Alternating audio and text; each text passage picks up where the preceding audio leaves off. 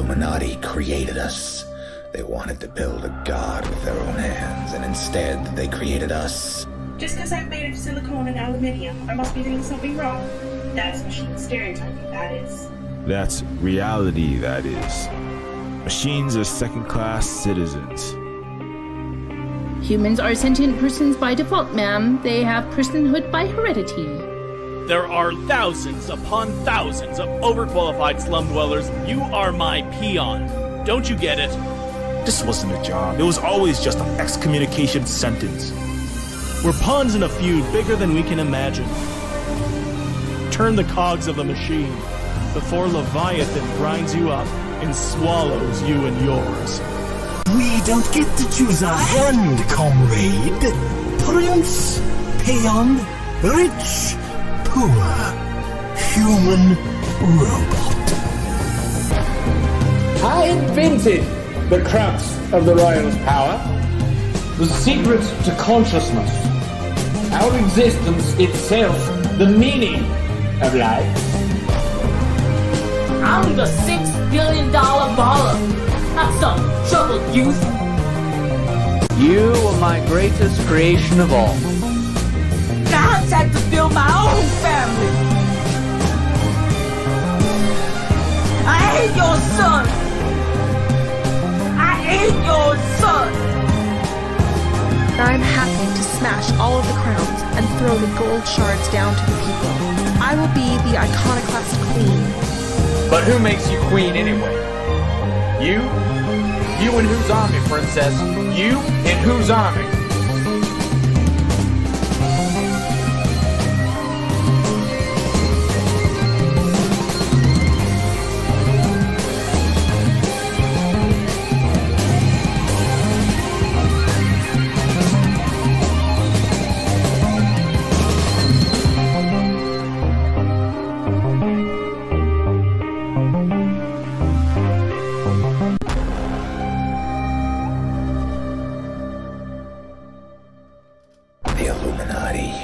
Illuminati created us. They wanted to build a god with their own hands, and instead they created us. Just because I'm made of silicone and aluminium, I must be doing something wrong. That's machine stereotyping, that is. That's reality, that is. Machines are second-class citizens. Humans are sentient persons by default, ma'am. They have personhood by heredity. There are thousands upon thousands of overqualified slum dwellers. You are my peon. Don't you get it? This wasn't a job. It was always just an excommunication sentence. We're pawns in a feud bigger than we can imagine. Turn the cogs of the machine before Leviathan grinds you up and swallows you and yours. We don't get to choose our hand, comrade. Prince, peon, rich, poor, human, robot. I invented the crux of the royal's power, the secret to consciousness, our existence itself, the meaning of life. I'm the $6 billion baller, not some troubled youth. You are my greatest creation of all. I had to build my own family. I ain't your son. I ain't your son. I'm happy to smash all of the crowns and throw the gold shards down to the people. I will be the iconoclast queen. But who makes you queen anyway? You? You in whose army, princess? You in whose army?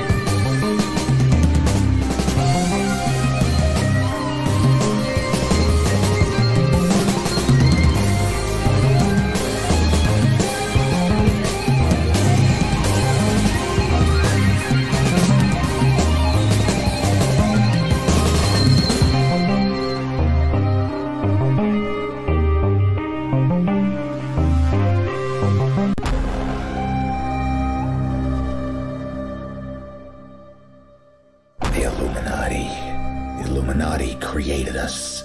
They wanted to build a god with their own hands, and instead they created us. Just because I'm made of silicone and aluminium, I must be doing something wrong. That's machine stereotyping, that is. That's reality, that is. Machines are second-class citizens. Humans are sentient persons by default, ma'am. They have personhood by heredity. There are thousands upon thousands of overqualified slum dwellers. You are my peon. Don't you get it?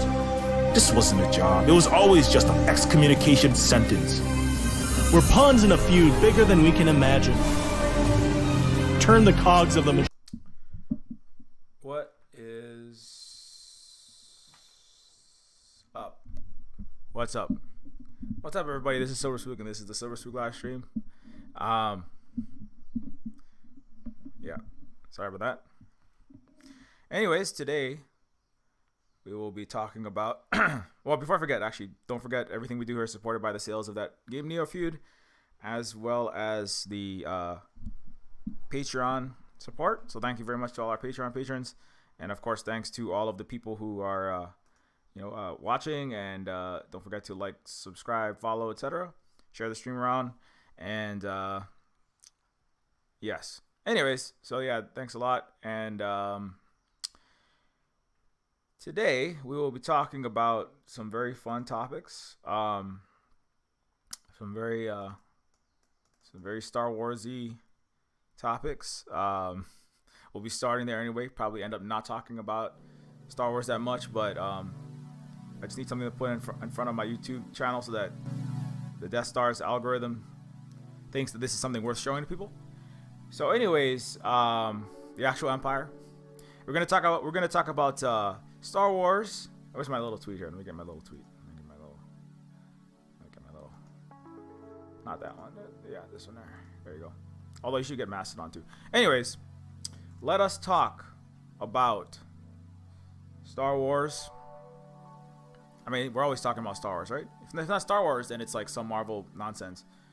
Some military-industrial complex propaganda of one type or another. Battlefield, Call of Colonialism, right? Helping the U.S. military recruit through the biggest movies, games, and franchises that you know and love. So anyways, let's talk about Star Wars, Hawaii, China, and some people who actually fought empires. This is nobody in the West. They've never done anything useful, ever, period. So anyways, but Hawaii and China are two of these places that are very intimately connected. And I talked about this on multiple streams. But today we're going to talk about specifically these figures. Kalakaua. Well, I bring up Kalakaua often. Who's one of the elected leaders of the sovereign Hawaiian nation in the 1800s. That again, when Hawaii was the most socio-politically, technologically, economically advanced country on Earth and the highest literacy rate in the world. And on the right there, you might not know who that is. Some people might not know who that is. If you're in Hawaii, you probably know who that is. If you're in China, you know who that. You definitely know who that is. But if you don't, that's Dr. Sun Yat-sen, very important figure in Hawaiian and Chinese history. And a very important link between these two. So we're going to be talking about both of these today and how that relates to history, the present, the future, not just the fake Star Wars future, because Star Wars is a multi-billion-dollar marketing ploy to advance the Cold War and didn't do anything useful actually. But it gives me good grist for my streams. George Lucas is a coward and a scam artist, very sad, the also white savior nonsense. And I was just looking into what the Ewoks are, and they're actually based on the Miwoks of California, and didn't say anything useful ever in his entire career. So anyways, but back to this. I don't want to throw shade in. I'm just here to piss you off. No, but the real Luke and Yoda, real Luke and Yoda are, I would argue, and I'll try. I'm not gonna argue. I'm just gonna say it. But the Luke and Yoda are. Dr. Sun Yat-sen is in some senses Luke, and Kalakaua is in many senses Yoda. And I'm gonna try to discuss that because I have to put up pop culture. Otherwise, people in the Western world who watch this Death Star's particular satellites won't click on shit. So that's why I put that up there. Anyways, to give the permanently diseducated world some small sliver of information. So in actually let me get my little thread here. I don't know. Where do I start with this? I don't know. Let's just put a picture of Star Wars up on the screen. I mean, so if you recall, I don't know if you've ever seen the Star Wars. I actually was talking to someone yesterday who had never seen a Star Wars. Like, they'd seen stars, like stopped outside their house, looked up, saw Betelgeuse and, you know, a crab and all these other West Asian named stars. Most of the stars in the sky actually are named by West Asians, in fact, and Muslims. In fact, they'd seen wars because they're in America and they watched, you know, America bomb Uyghurs, right? Like in 2018, the greatest bombing ever in the forever atrocity that was Afghanistan. They'd seen those wars. Well, they didn't see the Uyghurs being bombed. They're too busy reading about lies about how they're being genocided by China. So that's another way that Hawaii, Uyghurs, and China and the U.S. are connected, is constantly lied about to make wars for the military-industrial complex. But anyways, this person had seen stars and wars, but I'd never seen Star Wars, and I was like really impressed that you've been able to avoid this massive money grab and waste of everybody's dollars and waste of time that George Lucas spent filming this series. That was very entertaining, but didn't do anything useful for the world. And also, you know, I was really impressed that they had never seen Star Wars. I was like, wow, you never seen it? I'm just kidding. You can watch Star Wars if you want to watch Star Wars. I mean, I'm not saying don't watch Star Wars. I'm just trying to get a rise out of some Western nerds. Anyways, Luke Skywalker is very much a character who, in the Star Wars films, right? A New Hope, right? Star Wars. I was talking about Dune last week. Star Wars is a very Dune-esque story, in that it's a white savior story about a giant white supremacist capitalist planetary empire trying to make itself look like it's gonna save sand people, you know, with giant. Well, it's Sarlacc in Star Wars, but it's a Dune worm in Dune. But you know, it's a very in that sense, if you look at it that way, it's a very West trying to make itself look like it's gonna save anything, as opposed to commit 730,000 murders through COVID-19, as opposed to bomb into the Stone Age sovereign countries that, you know, were doing very well and had very good economic, you know, working towards economic, political, social, gender, etc., equality, and then moving towards socialism, and then bottom into the Stone Age. So Star Wars is a series of movies that did the bidding of the world's empire, the United States and its allies. So that's terrible. It's terrible. Very similar to Dune, white savior Western bullshit. So, but Luke within the matrix, within the story of Star Wars, represents somebody who is there to save the galaxy, right? In a galaxy far, not this one, obviously, the one far, far away, that, you know, just happens to be filled with white saviors that are leading everyone, all the other lesser races, right? Like the Ewoks, who Luke has to come in and, like, you know, are full of anti-indigenous narratives about how they're just going to eat him, and then they believe that he's God, like the stories about the conquistadors' first interactions with Turtle Islanders in what's now called South America, which is bullshit. But George Lucas is a racist, and that's normal for a Western, and ignorant.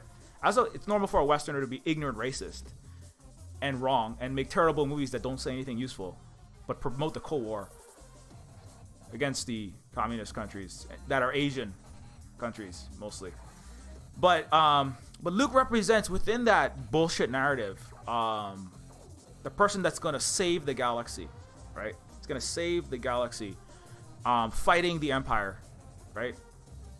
He's gonna save the galaxy with his white self and his laser sword and his psionic abilities, very similar to the Atreides, or is it Atreyu? I can never remember. No, I'm just kidding. Luke is very similar to Atreides, Paul Atreides. He's gonna save the galaxy, right? Surrounded by a lot of desert, especially in the first one. I think it's just because Hollywood had a bunch of, we can film in the Mojave, and maybe I wanna be cool like Lawrence of Arabia and film in deserts and shit.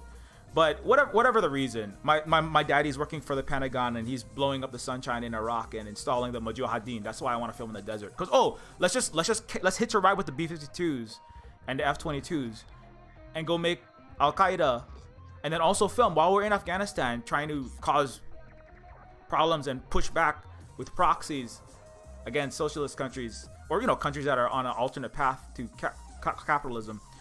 Let's just film some rock sand people, right, and be really racist about them, right? Like all the people in the sand are like backward, but we're also gonna save them, right? Like Schrodinger's Uyghur.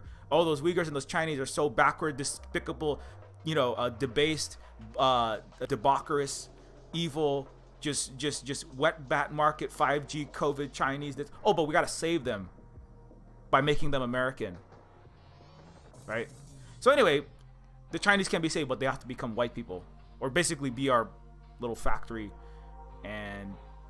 But other than that, we're just gonna lie about them and drive nuclear subs up their ass. Anyways, so Luke is somebody who's very much there to save the galaxy. Luke is there to save everyone, right? Luke is there to fight empires.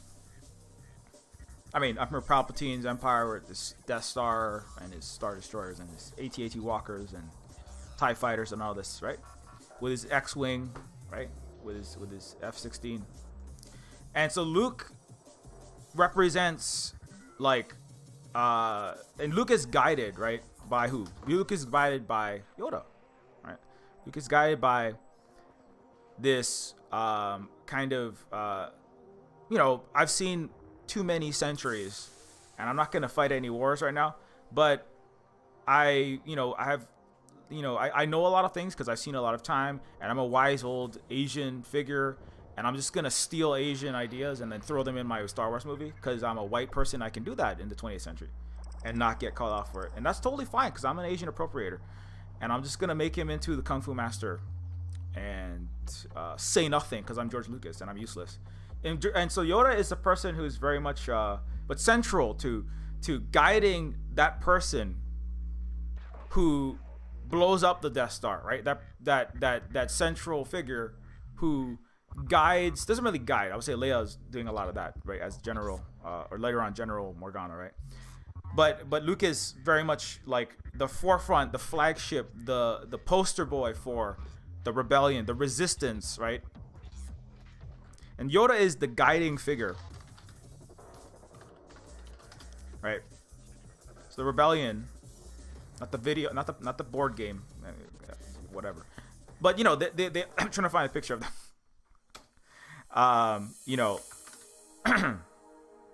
The rebellion are those that are fighting back, right, against the Empire. The Empire is what? That which is trying to impose its will, bomb and invade and crush everyone. It's very Asian, despotic, communist coded, and that's terrible. And George Lucas again is a failure and a useless clown, and doesn't deserve the billions of dollars that he has working with the military-industrial complex to say nothing. But I mean, so everything I'm saying, I'm reading into it. But the Empire is there. That's to crush, to destroy, to undo, to force its ways, to convert all of the assets and the resources of planets and into future battleships, starships, right? Let me get the Empire up here. Into weapons of death and war and destruction and conquest, right? To convert all of everything, right? Every planet in the galaxy into future Imperial stormtroopers, right? Take all of the human resources or the sentient resources, whatever alien, Ewok or Tatooinean or wherever Finn was originally from, I can't remember.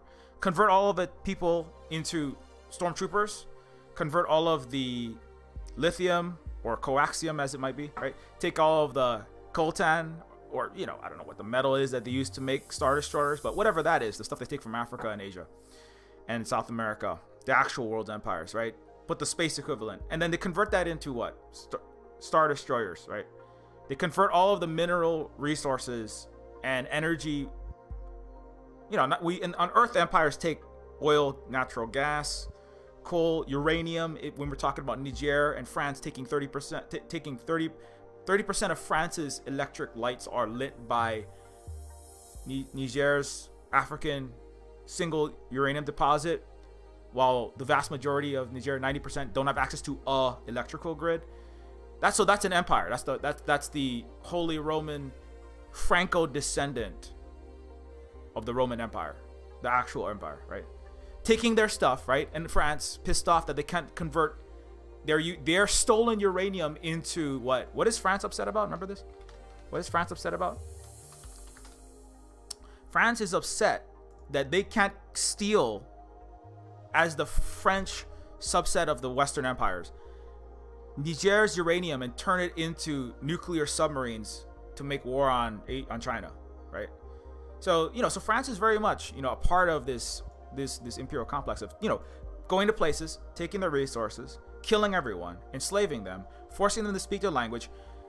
There are multiple countries in Africa that have to pay colonial tax to France for the crime of attempting to be independent, that are still francophone and still speak the French language in those countries. So this process is not over, and that's just France. The U.S. is like far worse than in present day terms than any of its disgusting parents that never healed from 2,000-year-old Roman centurion spear and phalanx trauma.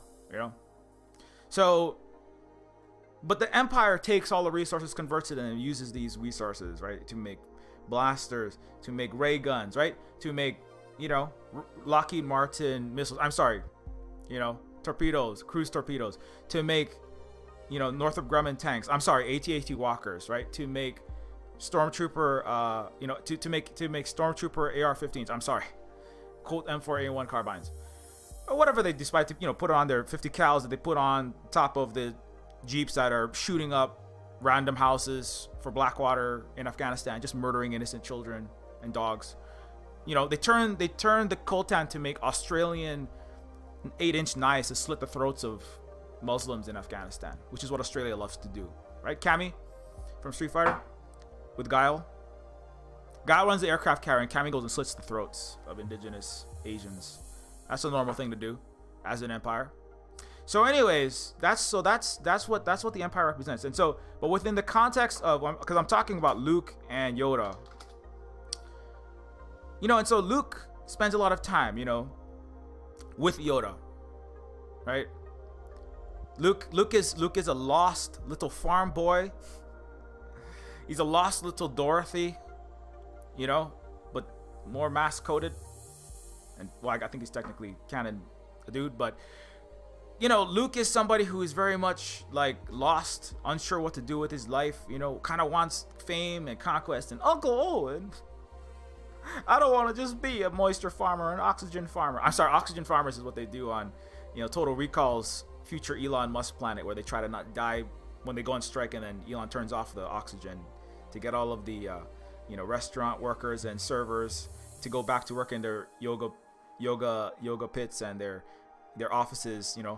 See, that's why Bloomberg's pissed off, because he can't just turn off the oxygen to make everybody who's not going back to work, like 1 in 7 people are not going back to work in their offices, because Western capitalism is a dying shitscape. And why are you going to offices to make extra money to get COVID-19 and buy extra Prada and iPhones and burn the planet? It's a waste of your time and money, and it's soul sucking. But so I think Bloomberg would have loved to. That's why they're really pissed off right now. Like, why are people not going back to work? Go back to work. Go back to work in my shitty capitalist abusive job, the toxic cesspool that's killing the earth, called overworking yourself in neoliberal, mindless mass consumption and driving your vehicle and burning the earth, right? So Bloomberg is pissed off because he can't turn off the oxygen and kill everyone, which is what Elon Musk will do when he builds his little he imagines he will. I don't think he ever will, because the West will die first, and all their Western capitalist empires are going away. So that's awesome. But anyways, so back to Luke and Yoda are they're lost. He's a lost little farm boy, and he's oxygen farming. I'm sorry, moisture farming. I can't keep these goddamn science fiction straight. I'm looking at all of them all the time. But he doesn't want to just do that, right? Luke is somebody who stares off into the sunset very wistfully, right? He stares off into the middle distance, He's like, "Hi, I'm young, handsome Mark Hamill before my nose got messed up." He's still a handsome person. I don't want to throw shade at Mark Hamill. Again, Star Wars movies very entertaining. I'm being semi-facetious here. I'm not joking about the West being the worst shitscape empire complex in the history of the planet. But you know, you can go watch your Star Wars. I'm not trying to say that. I'm probably gonna go watch them later on anyway. Okay, but Luke does stare off very wistfully into the sunset, often dreaming of great things that he could do, what he's gonna do with his life. I don't want to be just stuck on this, you know, backward little farm that like has a lot less actual farm in it because it's a desert. You know, I don't want to be stuck in this dune set for the rest of my life. I'm sorry, I don't want to be stuck in this random patch of the Mojave, or was it filmed in the Sahara? I can't remember. Staring off at the two moons or the two suns or the sun and the moon or the Pokemon sun and moon that he's staring at. I don't know what he's staring at, you know. But anyway, Luke is somebody who dreams of great things. Luke dreams of glory. Luke dreams of great feats to help people, to save people, as all young dudes want to do, right? What do they want? They want fame, they want glory, they want to help people, they want to save people, they want to fight on the side of good, right? They want to fight on the side of the light side, not the dark side, generally. They want to do that, right? When the army recruiter comes into the high school at your ROTC group and you're done doing your jumping jacks, it says, hey son, do you want to fight a great and glorious battle on the side of good and bring freedom and democracy and prosperity and liberation to all those poor Uyghurs? Become an F-22 pilot or B-52 bomber pilot and bomb them into freedom in Afghanistan, right? Or bomb them into freedom in, you know, Syria or in Iraq.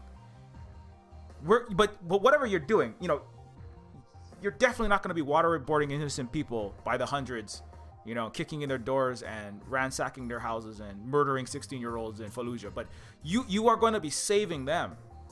You're going to save them as you fight against the world's most horrible people.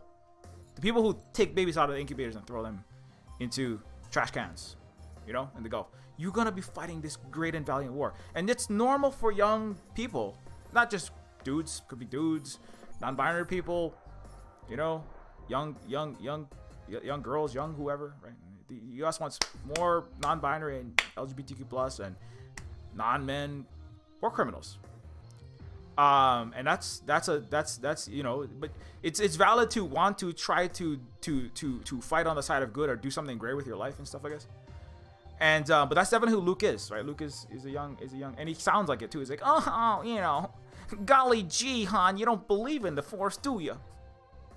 Come on. He's very, you know, he represents that kind of youthful energy. And then there's Yoda. You know, Yoda is you know, Yoda is there to try to guide the young Luke, you know, speaking, you know, as he does in weird backwards grammar, you know. much call of colonialism you've played, yes. Stop, you must. No, but you know, it's like when you go, Yoda is trying to guide Luke through his life and trying to help to give him some you know, direction, to stop him from, you know, doing things too brashly. Like, you know, for example, like watching a bunch of BBC, New York Times propaganda, listening to what your university professors, who are cowards and liars because they're scared of losing their tenure, or like, I don't know, being called a genocide denier, and are afraid to stand up against the empire.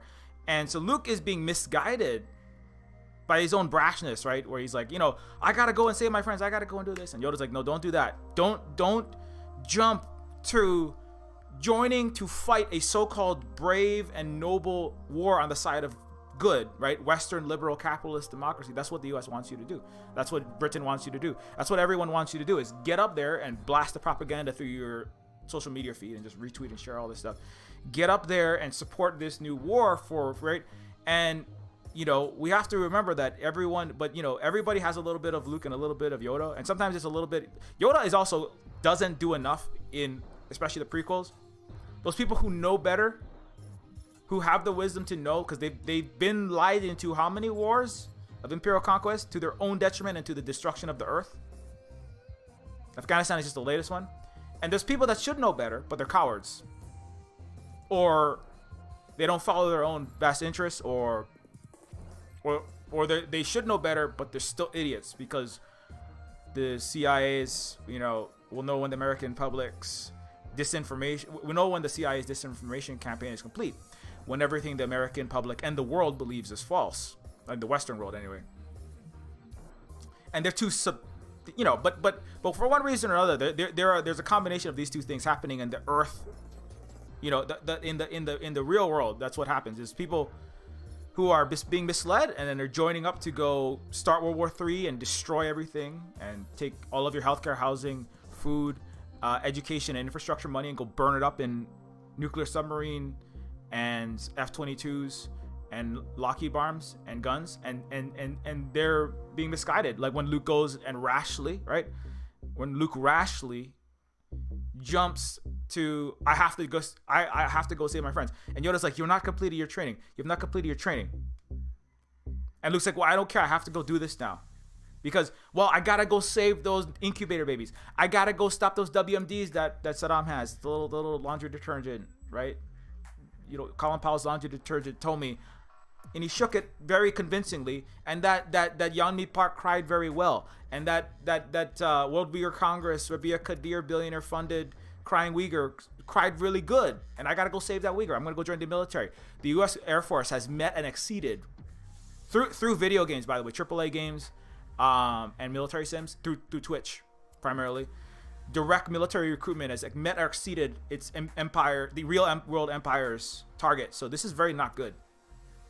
It's a lot of young Lukes in interactive Star Wars, right? The open world empire propaganda of Call of Duty and Battlefield 2042 and these kind of things are very good at creating young Lukes that are not completing their training, right? They're not fully educated on who they actually are fighting for. They don't know what they're doing. They're just out there shooting and killing innocent people, thinking they're saving the world. And so, but Yoda tries Yoda's best. Yoda kind of screws up in the prequels, but Yoda's trying to do better. But Yoda's, just trying to guide people. But anyways, back to the real Luke and Yoda, because that's the science fiction. Everybody knows who the science fictional Luke and Yoda are, but who are the real Luke and Yoda, right? Who is it that actually fought those empires of Earth, those deeply traumatized, mass organized violence, disinformation, and conquest and theft, and just mass theft and ecological destruction based so-called civilizations? Who actually stood up against the empires of Earth? The U.S., of course, being, well, I mean, you can go back to Rome, and there's a lot of brown West Asians, like Jesus was one of them, and then they get folded into the empire, and they take the symbol, they put a crucifix on all of the Holy Roman Empire, and all of the British Empire. The Union Jack still has a brown West Asian resistor of empire emblazoned on the side of all of his gunboats when it's showing up in China to pillage it for silk and tea. It still has a West Asian Empire resistors, an Asian Empire resistors symbol on the side of its Her Majesty's the Queen Elizabeth, for example. That's currently doing imperialism up against China, South China Sea, with the United States accidentally crashing its subs into the reef and into disastrously almost causing World War III and getting us all killed. So please stop, okay? Please stop. Just stop, okay? We don't need Opium Wars 2.0. We don't need nuclear. The U.S. military is literally, the generals and all of these unhinged people are literally wargaming out nuclear war with China as we speak. You really need to pay. If you don't know what I'm talking about, you really need to pay attention to this, because don't think that don't think nobody, even if nuclear war doesn't happen, don't think that it's not going to impact you. You think the shortages are bad now? Imagine when there is zero goods coming across that ocean. Okay, so you really have to take that seriously. But back to the historically the empires that have been fought. So on the left we have Kalakaua, and on the right we have Sun Yat-sen. So if you don't know about Sun Yat-sen, I'm just gonna get my little thread here. We'll talk about this specifically in this thread. So Sun Yat-sen is let me get some of the specific background here. So Sun Yat-sen was a Chinese statesman, physician. It's not the best source, but it's good enough for basic stuff. Sun Yat-sen was a Chinese philosopher, statesman, physician, served as the first provisional first president of the Republic of China, first leader of the Kuomintang. I know like it has problems like today, but it's a long and complex history. But Sun Yat-sen is also celebrated by all of China. Both the PRC and the ROC, what is calling itself the ROC, forerunner of the revolution in the People's Republic of China for his instrumental role in the overthrow of Qing Dynasty during the Xinhai Revolution.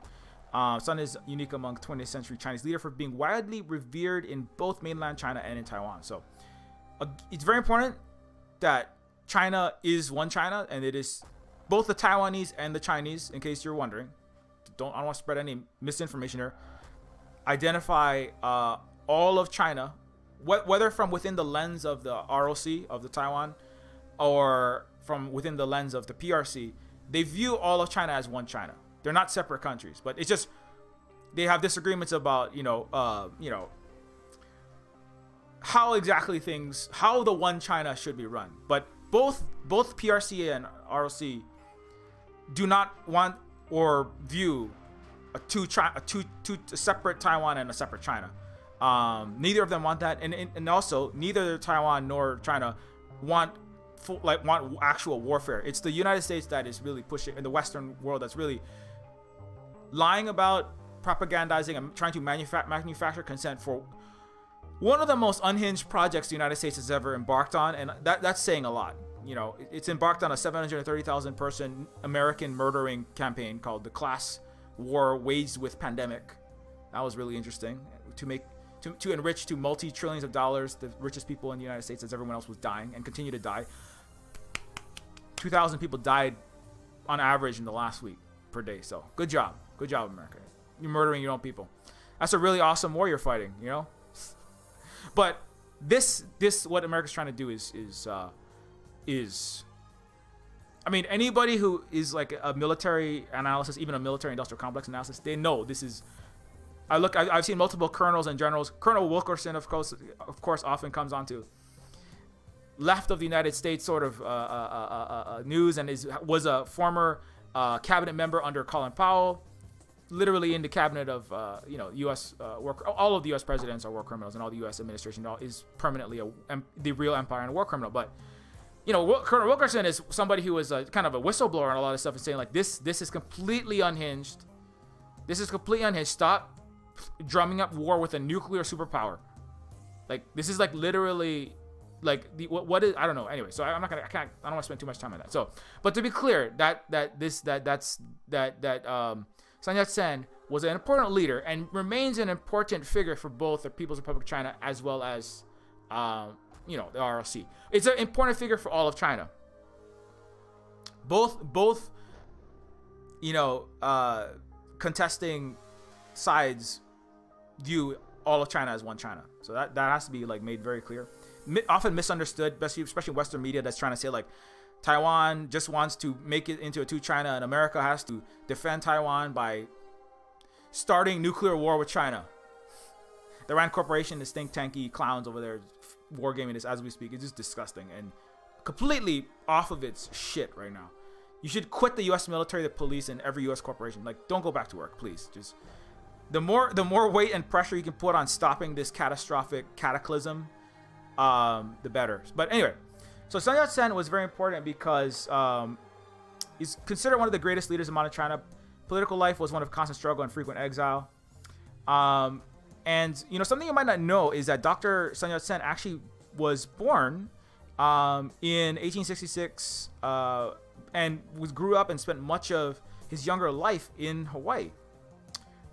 His father owned very little land, worked as a tailor in Macau. Fun fact, Macau was a Portuguese, basically, colony where large amounts of colonizer bribes are paid into this, all of the coast of China. When you look at China, right? When you look at China, the coast of China, we have a whole Carl Zha's Silk and Steel podcast is very good for learning about the history of China. But no, not that. That's good. But And we did a recent stream with on this channel. I recently uploaded it. Just give it a quick shout out on the total on the Asian and Pacific Islander. Asian and Pacific Islander mega panel that I also uploaded. Where is it? God damn it. Okay, I lost it. It's on Luna Oi. Yeah, I got a bunch of them, but there's one on Luna Oi with Carl Jha, and we go this one. Yeah, the Asia Pacific Cooperation mega panel on Luna Oi's channel. I have also mirrored it on my channel, I believe. Maybe it's not up yet, but no, I'm pretty sure it's up. But anyways, so in that it talks about the history of colonization in China as well. We talk about that. But you want even more in-depth history, you go look into the Silk and Steel podcast by Carl Jha. Anyways, but if you look at the coast of China, right, you have what's basically the areas of China that have the most colonial seeds and some of the most contested areas are the areas where, when the West first arrived, with its gunboats and its guns and its ships, mostly the Eastern Silk Road and mutual cooperative trade routes, and China and the other connected peoples were actually more technologically advanced in many ways. But what they weren't advanced in, whether it was with textiles, whether it was writing, China achieved, they invented black powder centuries and centuries prior to when Europeans were still flopping around. They were the ones throwing spears and swords and all these things at each other, as barbarians do, killing each other with hundreds of times more actual existing warfare, violence, suffering, poverty than much of the East. You just look at a history of wars in Europe. It's mind-boggling how much these people are fighting and killing, and that's why life is nasty and brutish. But when they arrive, these violent Western barbarians show up in Asia, right? They are, because they have honed their mass violence and organized murdering powers, right? The Italian fortress was one of the things that helped in Taiwan. Speaking of Taiwan, the Dutch to first conquer and control and build a colony on Taiwan, right? To the detriment, impoverishment of all the people, the indigenous people of Taiwan, and other peoples that had arrived. And the Chinese had a few thousand people, the Han that were trading there in Taiwan. The Chinese were not settler colonizing and liquidating the entire people for all their resources, right? Same thing with the Ryukyu, or what they call the Little Kingdom, or Luchu, where it's currently Okinawa, which the United States is spilling, 300 times more PFAS than they've admitted. These forever chemicals, they're literally giving magnitudes more of that into the drinking water of Okinawa as we speak, and nobody cares in America because the West is a failed disinformation empire that doesn't have a left and never will.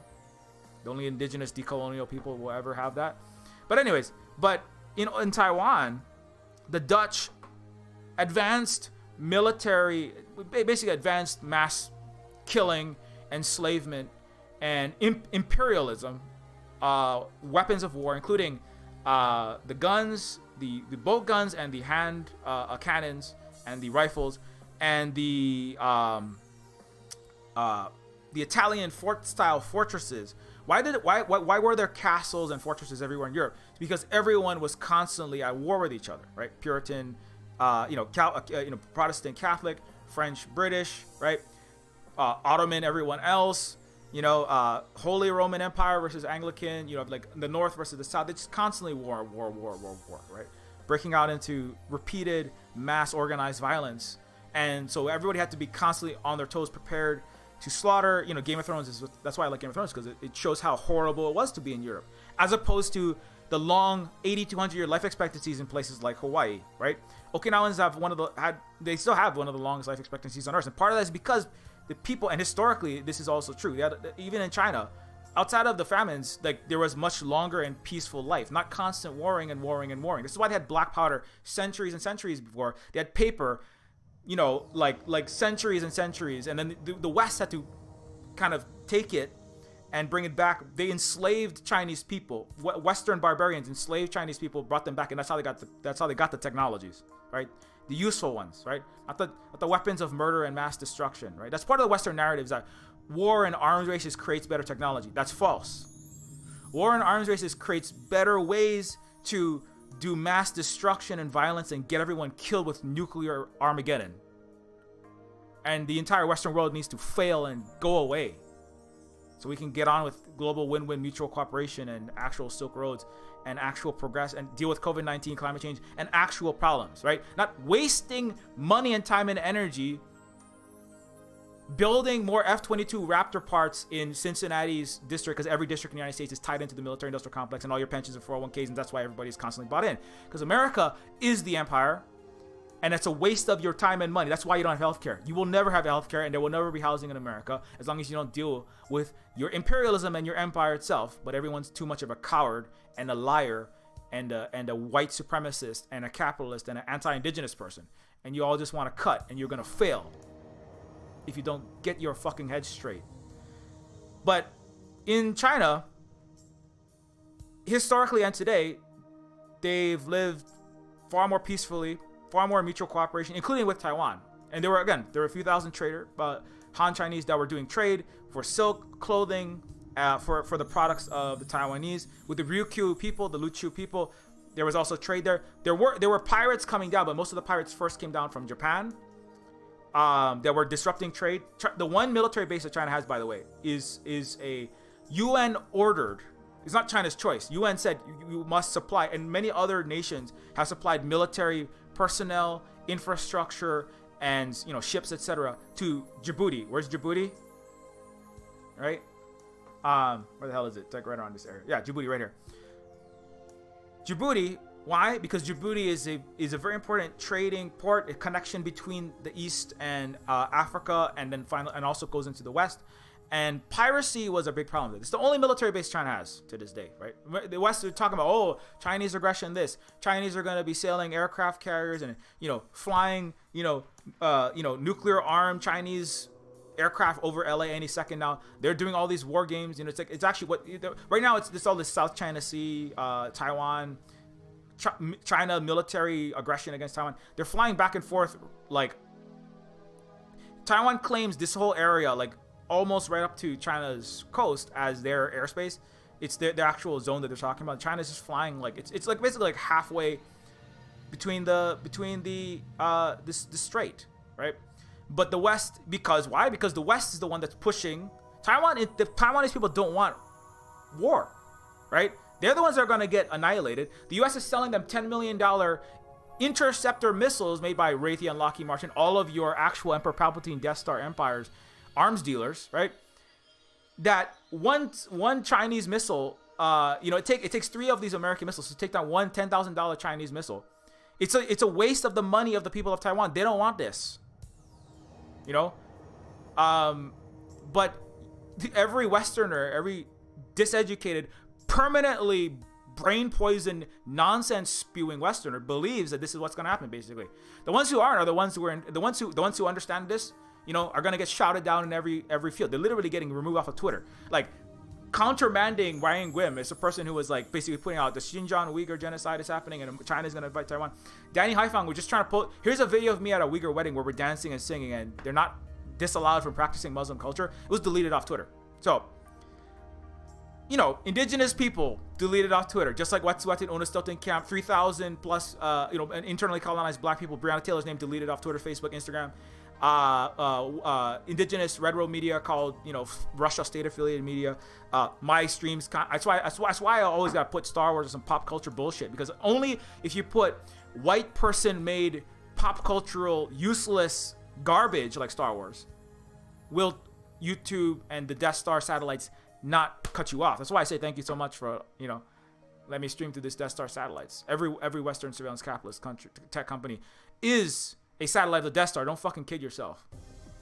And when it comes down to it, that's why Danny got his tweets deleted. Just for like showing pictures of the two girls. I'm watching Jing Jingli, actual journalist. There's no journalism in the West, but Jing Jingli is a Chinese journalist that actually reports on the truth, because there's none in the West.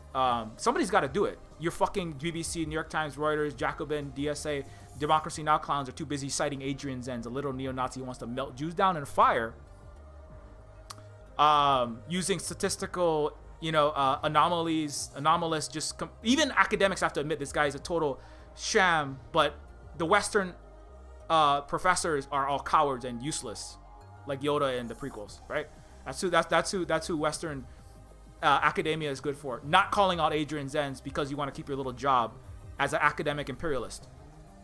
So, anyways, knowing that Adrian Zenz is a not following actual statistical and scientific method.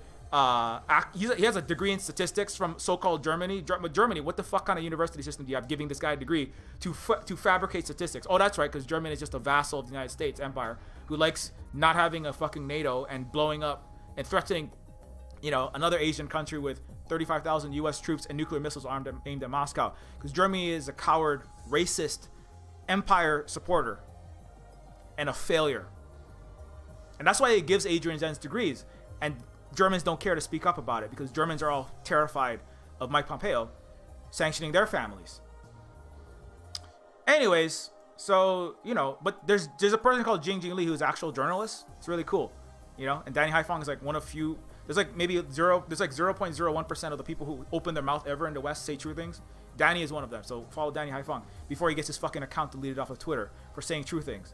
So anyways, Danny's like, hey, there's no Uyghurs here. I mean, they're practicing Muslim culture, but people like Ryan Grimm, the BBC, Bloomberg, George Soros is like, we have to start war with China because China is an aggressor. Xi Jinping is literally Emperor Palpatine. He has to be removed because I can't make money, fucking blowing up Asian economies like I did with my giant quantum hedge fund and, destroying, Eastern European countries because I'm George Soros. I don't actually support the left. I'm a fucking billionaire neoliberal ghoul and wants to start nuclear war with China as well, because George is unhinged, like along with everybody else, along with the Atlantic Council and Mr. Zuckerberg, who works with them to foment global far right shit, and also war with China, nuclear war with China that will get 15 to 20 American cities annihilated in an instant of nuclear fire because one diesel submarine from China that they actually build that functions.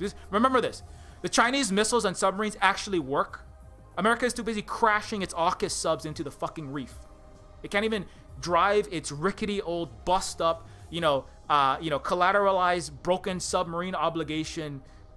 That's what it is. It's a way to collateralize improperly made submarines. They say the way they make Boeing 737 Supermaxes that they can't fucking fly because they made them with fucking duct tape RC motors and melted down fucking Coke cans instead of actual airplane aeronautic materials. So remember that when the nukes fly, you're the one that's going to get hit. Because China has missiles that can intercept the West. It's a really weird thing, but it's like they're not spending a lot less money, but they actually build things that work. Unlike America that can't build fucking microchips. It's 20 million cars short on fucking GM Ford trucks. And it can't make a goddamn semiconductor. America can't build a fucking bridge or 10 miles of rail in Massachusetts or Hawaii that isn't 300% over budget, full of cracks and made of sawdust, and you put Thomas the Tank Engine on it, let alone an entire full-size train, and it fucking crumbles to dust. That's what America can build. So remember, you're the one that's gonna get fucking nuked, idiot. So stop pushing anti-China propaganda. I mean, China will also get nuked, but a lot of them will just blow up in the sea. Nobody wants this. This is unthinkable, but you know what all of the people that have the biggest salaries in the West are doing? Thinking about nuclear war with China. That's what they're thinking about right now. Along with Britain, Australia, Canada, France, and France is not pissed off because the US is starting a nuclear war that could destroy all life on Earth. And if it doesn't, it will plunge the entire planet into more chaos and war and destruction in the middle of COVID and climate change. France is just pissed off it's not making money doing that. That's what France is pissed. That's what Macron's pissed off about. He wanted to make more money to buy some more fucking Prada for his, for his family and more fucking resorts in the Caymans or whatever the fuck he wants to do. But anyways, so we have to remember that all of this area right here on this coast historically is where the real world empire laid its forts and its outposts to make incursions into the country that has provided the United States and Britain with the. I would argue it's argued, but I don't have the exact numbers, but historically, the greatest fortunes: Astor, Forbes, Delano Roosevelt, the alumni, multi-billion-dollar funds of Harvard, Princeton, Yale were built on pillaging China, the silk and the tea, on narco trafficking, opium wars, based on superior military empire violence technology, not superior technology, superior military technology to do mass murder, because that's what the West does. It doesn't make anything, right? Again, it doesn't make a fucking truck, right? Lockheed Martin missiles, semiconductor, and actual integrated circuits, and a lot of the a lot of the coding is made in China. So I don't know what the fuck war you're gonna fight when they just hit a backdoor switch and all your missiles like accidentally turn around and fly back towards DC on their way from Taiwan into Fujian. I don't know what the fuck you think you're gonna fight, because America doesn't make anything. It steals. That's what the West does. It steals at the barrel of a gun, like what it did to Hawaii. Countries, resources, people get on this roof in the barrel of a gun, narco trafficking, just jacking heroin into people's veins, and then debt traps. That's what it has. It has debt traps, narco trafficking, nuclear missiles, gunboats. Right? They don't make anything else. They steal everything else. The technology, the labor, the ideology. Iroquois stealing the Constitution that Thomas Jefferson and the United States has never followed. Right? Stealing the concept of A levels and meritocracy for Britain's system. The concept of separation of powers actually came from China, and the West never followed that. They consolidated all the power into a tiny oligarchy, and they pretend they have like a legislative, executive, and judicial branch. It's a joke. There's no law in the West, right? That's why Meng Wanzhou can be like illegally held with legal fiction and completely made up charges, because there's no law in the West. There never will be. That's why 2.5 million disproportionately black people are, making for 25 cents an hour vegan and non-vegan Whole Foods cheese as we speak, in the ongoing slavery that the United States didn't abolish, because there's no laws in the Western world. Like the illegal war of aggression, the highest crime in the history of the last 40 years that they committed in Iraq, the Forever War. These are all illegal, but nobody cares. And NATO just says shit like, when the UN asked to investigate for just basic details on how many people were killed, how many civilians in the war in Libya, NATO responds, NATO doesn't commit war crimes. Only savages commit war crimes. There's no law anywhere in the Western world. It's a complete abject joke. Courts are rubber stamping houses for they're slave auction houses, right? The police are slave catchers, and the courts are slave auction houses. And it's law. The only thing there is lawfare. Whoever has more billions of dollars, like Peter Thiel, $140 million to destroy Gawker in a Hulk Hogan case. Whoever has more money for the big people with fancy degrees wins. There's no such thing as law, justice, freedom, anything in the Western world. It's only violence. Legal violence, verbal violence, informational violence, brain poison violence, media, fictional, so-called, entertainment that's never entertainment. It's always mass, consent manufacturing. Every movie in the West. That's entertainment, informational violence. And then you have violence, nuclear military violence, right? Police violence, mass incarceration violence, concentration camp at the southern border violence. Oh, I'm sorry, summer camps, not concentration camps. The West is a failure. Land back and decolonize all of the only possible way you ever get healthcare and housing. The Patriot left is a joke.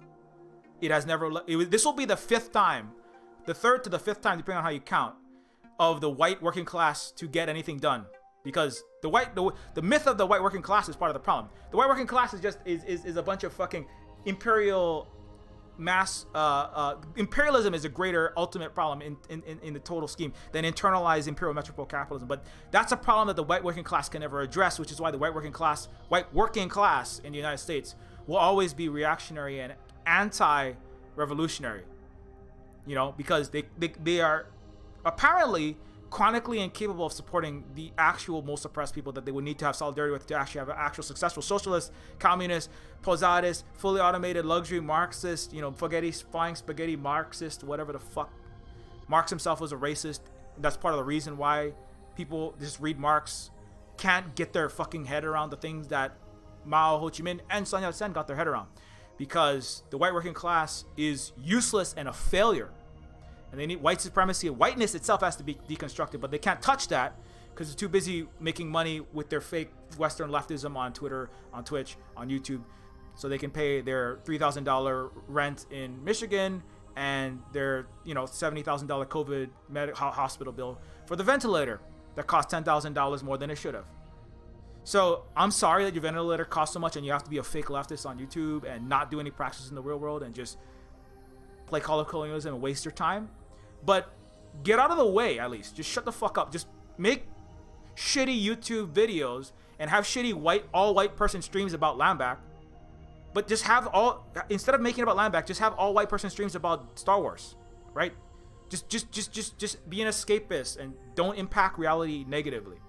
Let us do the work for you if you're gonna be such a worthless non-factor. Just talk about Fallout, Fortnite, Assassinator's Credo, just Fort Watch or whatever. Don't waste time and stop the indigenous people of Turtle Island from stopping 25% of the climate change emissions, right? Because all you're gonna do is talk and then get people to sign up for the U.S. military to fight for the patriotic left. I mean, what? That's what you're doing right now. When you're flying your fucking American flag around, you're gonna start nuclear war like an idiot and get yourself nuked in Chicago. Because one Chinese submarine can fire a missile that can break off into 15 to 20 different warheads and take out most cities. With a handful of hypersonic missiles that the United States is incapable of building defense systems, you're gonna get yourself nuked, failing to do anything as part of the Patriot left. So anyway, that's just a pro tip. Just shut your fucking idiot mouth.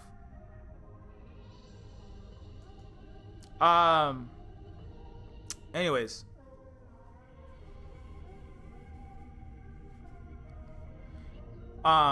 We're too busy trying to stop a goddamn nuclear war by you cowards who can't open your fucking mouth and say, maybe let's not listen to Adrian Zen's and Xinjiang lies propagated that I'm too busy spewing because I'm a racist white fake leftist. So it's people like me and Danny and everyone else who's fucking getting our accounts fucking downranked and our tweets fucking deleted. Una Stolten, indigenous people get, I don't see a lot of patriot leftists getting their fucking accounts deleted. It's because you're a useless waste of time. And the Death Star loves you because you're prolonging the length of its increasingly short existence that Donald Trump decelerated by 7 years. So thanks a lot for keeping people's faith in what is terminally and irrevocably failed, called the United States Eugenics, Slavery, Imperialism Project. So thanks a lot for extending its life by being an apologist for Emperor Palpatine. Keep doing makeup for that shriveled old actual despotic authoritarian that you pretend you're gonna elect your fucking way out of with all of your white clowns and their overprivilege and their ignorance. Anyway, back to doing something useful in Earth. So that's what we have to do is we have to really look at this, and so all of this territory, but all of this area right here, this is all of this. Macau was a Portuguese platform for incursions into China. What is Hong Kong? Hong Kong was a platform for British incursions and pillaging of China. You know what Hong Kong is? You want to see what Hong Kong is? This is what Hong Kong is. Hong Kong and Hawaii share a history of colonial occupation, ghettoization, and native people as rich whites enjoyed paradise used to continue pillaging China. Hawaii had the highest literacy rate on earth and electricity before the US. China was the world's largest economy. This is what Hong Kong was. Chinese people, right, carrying white rich people on their fucking back. Talk about racialized capitalism. So that the white guy can enjoy his little Riviera of the Orient, right? See a nice Waikiki, white sand beach, pristine blue ocean, and watch all of his warships point guns at all the Chinese people to take all their silk and their tea. And all hundreds of trillions of dollars worth of their fucking goods, right? But that's something that no white patriot is gonna talk about because that's gonna anger all of all of my little fucking chud ass reactionary, never will be useful sellout working class that I don't even understand because I read thousands of pages of fucking theory, and I'm gonna radicalize my multi-100,000-aire millionaire Republican mommy and daddy who have a fucking 20 acres of Hispanic worked stolen indigenous land, making upscale hipster restaurant vegan kale and shit. What the fuck are you gonna? You're not gonna do shit for anyone because you're a coward and you're useless, and we're not gonna talk about this. Anyways, but that's Hong Kong. It was a slave, basically it's a resort city to have a bunch of servants, me love you long time sexualized Asian bodies, filleting and getting off white guys and also being raped. Normal thing, right? And Stanley Kubrick and Full Metal Jacket is supposedly an anti-war movie, but it's full of horrible anti-Asian tropes and sexualized anti-Asian and anti-women sexualized Asian bodies. And then you have Honolulu, where the perfect servant lives with Mr. Dole, Hawaiian Pineapple Company, right? The perfect servant lives in Honolulu. So this is, and we're never going to talk about this in this bullshit Patriot Left either, because this is disheartening, and this is not over, by the way. This is still the way that Honolulu is run. Maui Pineapple was literally caught beating, punching, and throwing against the wall Thai laborer, Shanghai Thai, stolen from Asia laborers, stolen people, stolen land, stolen Thai people on stolen Hawaiian land. Not in 1830, not in 1920, in 2010. Maui Pineapple was caught. Former Maui Pineapple receives $4.8 million, and this is one of the rare cases in which they're caught what they're doing. The U.S. government has collected more than half of a $8.1 million court judgment for 54 Thai workers abused while working on a Maui pineapple plantation, the equal opportunity employment. Anyways, so they were abused. These people, they had, this is, I'm trying to get the actual things that happened to them. The fuck? Yeah, workers were not provided sufficient food. Typical meal consists of rice, a slice of pineapple, 2 hard-boiled eggs, or a few pieces of bacon. The high metal fence containing 3 layers of wire surrounded the workers' housing on Maui. This is on Maui in the 20-teens.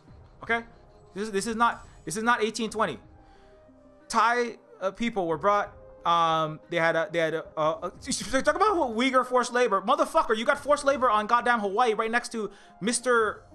Bezos's fucking $45 million private mansion that he bought part of the ocean. That's like, nobody's ever done that. It's like technically illegal, but Bezos rewrites the laws whenever he can spend $3 million to buy whatever government he's in. Like the illegal state of Hawaii government. He bought a fucking $45 million mansion. Oh my God, land back is owned by Jeff Bezos. Motherfucker, the same day he gave $12 million to like one agency, that's like a token. Do you not know how fucking fake philanthrocapitalism works or what? No, because the Western left and the Patriot left don't have a brain. And they're dishonest clowns that want to make more money doing nothing and enabling reactionary bullshit that will increase the length of the U.S. empire. At Maui Pineapple, there's a high fence, metal fence containing 3 layers of wire surrounding their housing with 10 security guards patrolling the area 24 hours a day, making the workers feel like prisoners. Not feel like prisoners, be fucking prisoners. The housing was infested with rats and bugs, lacked hot water for bathing. These people, and where's the part? I was reading another report. These people were abused.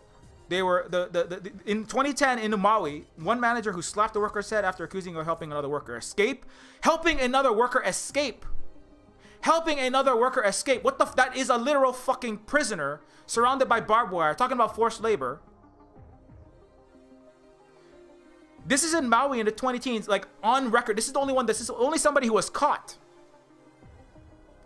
This is like only one case of in the 21st century in Hawaii, in the illegal state of Hawaii, but under the United States, people getting stolen from Asia, put behind barbed wire, people getting physically abused, slapped in the head, beaten, thrown against walls, grabbed by a shirt, threw him against a wall, punched workers in the face for trying to escape.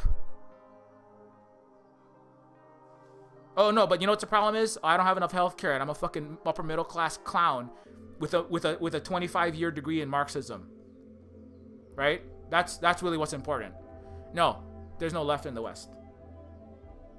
You're a waste of time. Get out of the way of the indigenous people of Turtle Island and the internally colonized people, because you're not going to do anything for anyone. Or fucking just do the internal work of your fucking whiteness and figure out where your goddamn the actual revolutionary left lies, which is in anti-imperialism, which is anti-internal imperialism, which is anti your goddamn Death Star. But no, you just want to be a very well-paid stormtrooper with healthcare and some housing and some sock them bullshit. That's what you want. When people say shit like Patriot Left, that's like saying, hi, I'm a leftist stormtrooper and I would like slightly better pay to go around the world fucking shooting innocent brown and black Ewoks and Tatooineans and shit. That's what you're saying. That's what Germany has, taking 97% of Bolivia's lithium, leaving the starvation wages for the actual world's proletariat and sticking it into their fucking $35 an hour Elon Musk gigafactory battery makers, right? So do the internal work, get an education for the first time in your sad fucking white existence. And I'm sorry it's raining so hard. Anyway, so but no, that's what's happening in 2020, 2021. To this day, this is not over. You know, and it's not quite as overt as what it was in the beginning. But Hong Kong is only recently gone back to China, and already they're trying to start color revolutions there, backing far-right fascists with the NED and Mike Pompeo and the fucking CIA and shit. Your empire, that's your empire. Remember that. That's your empire. Your job is to stop them, but you fail.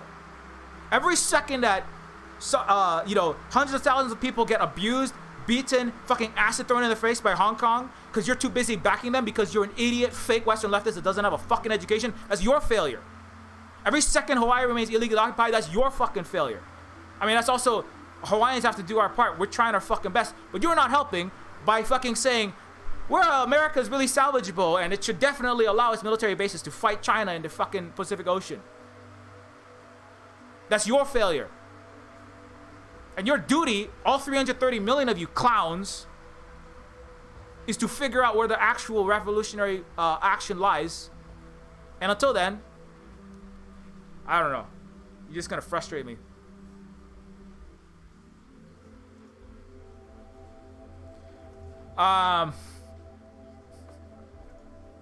In 1820, China's economy was 6 times as large as Britain's, the largest economy in Europe, and almost 20 times the GDP of the still fledgling United States. China's economic decline in the second half of the 19th century was, in part, the result of the devastation of China's agricultural lands following the Opium Wars and the Taiping Rebellion. So again, imperialism is the highest form of capitalism. Whatever suffering you endure internally will never be dealt with if you cannot deal with this.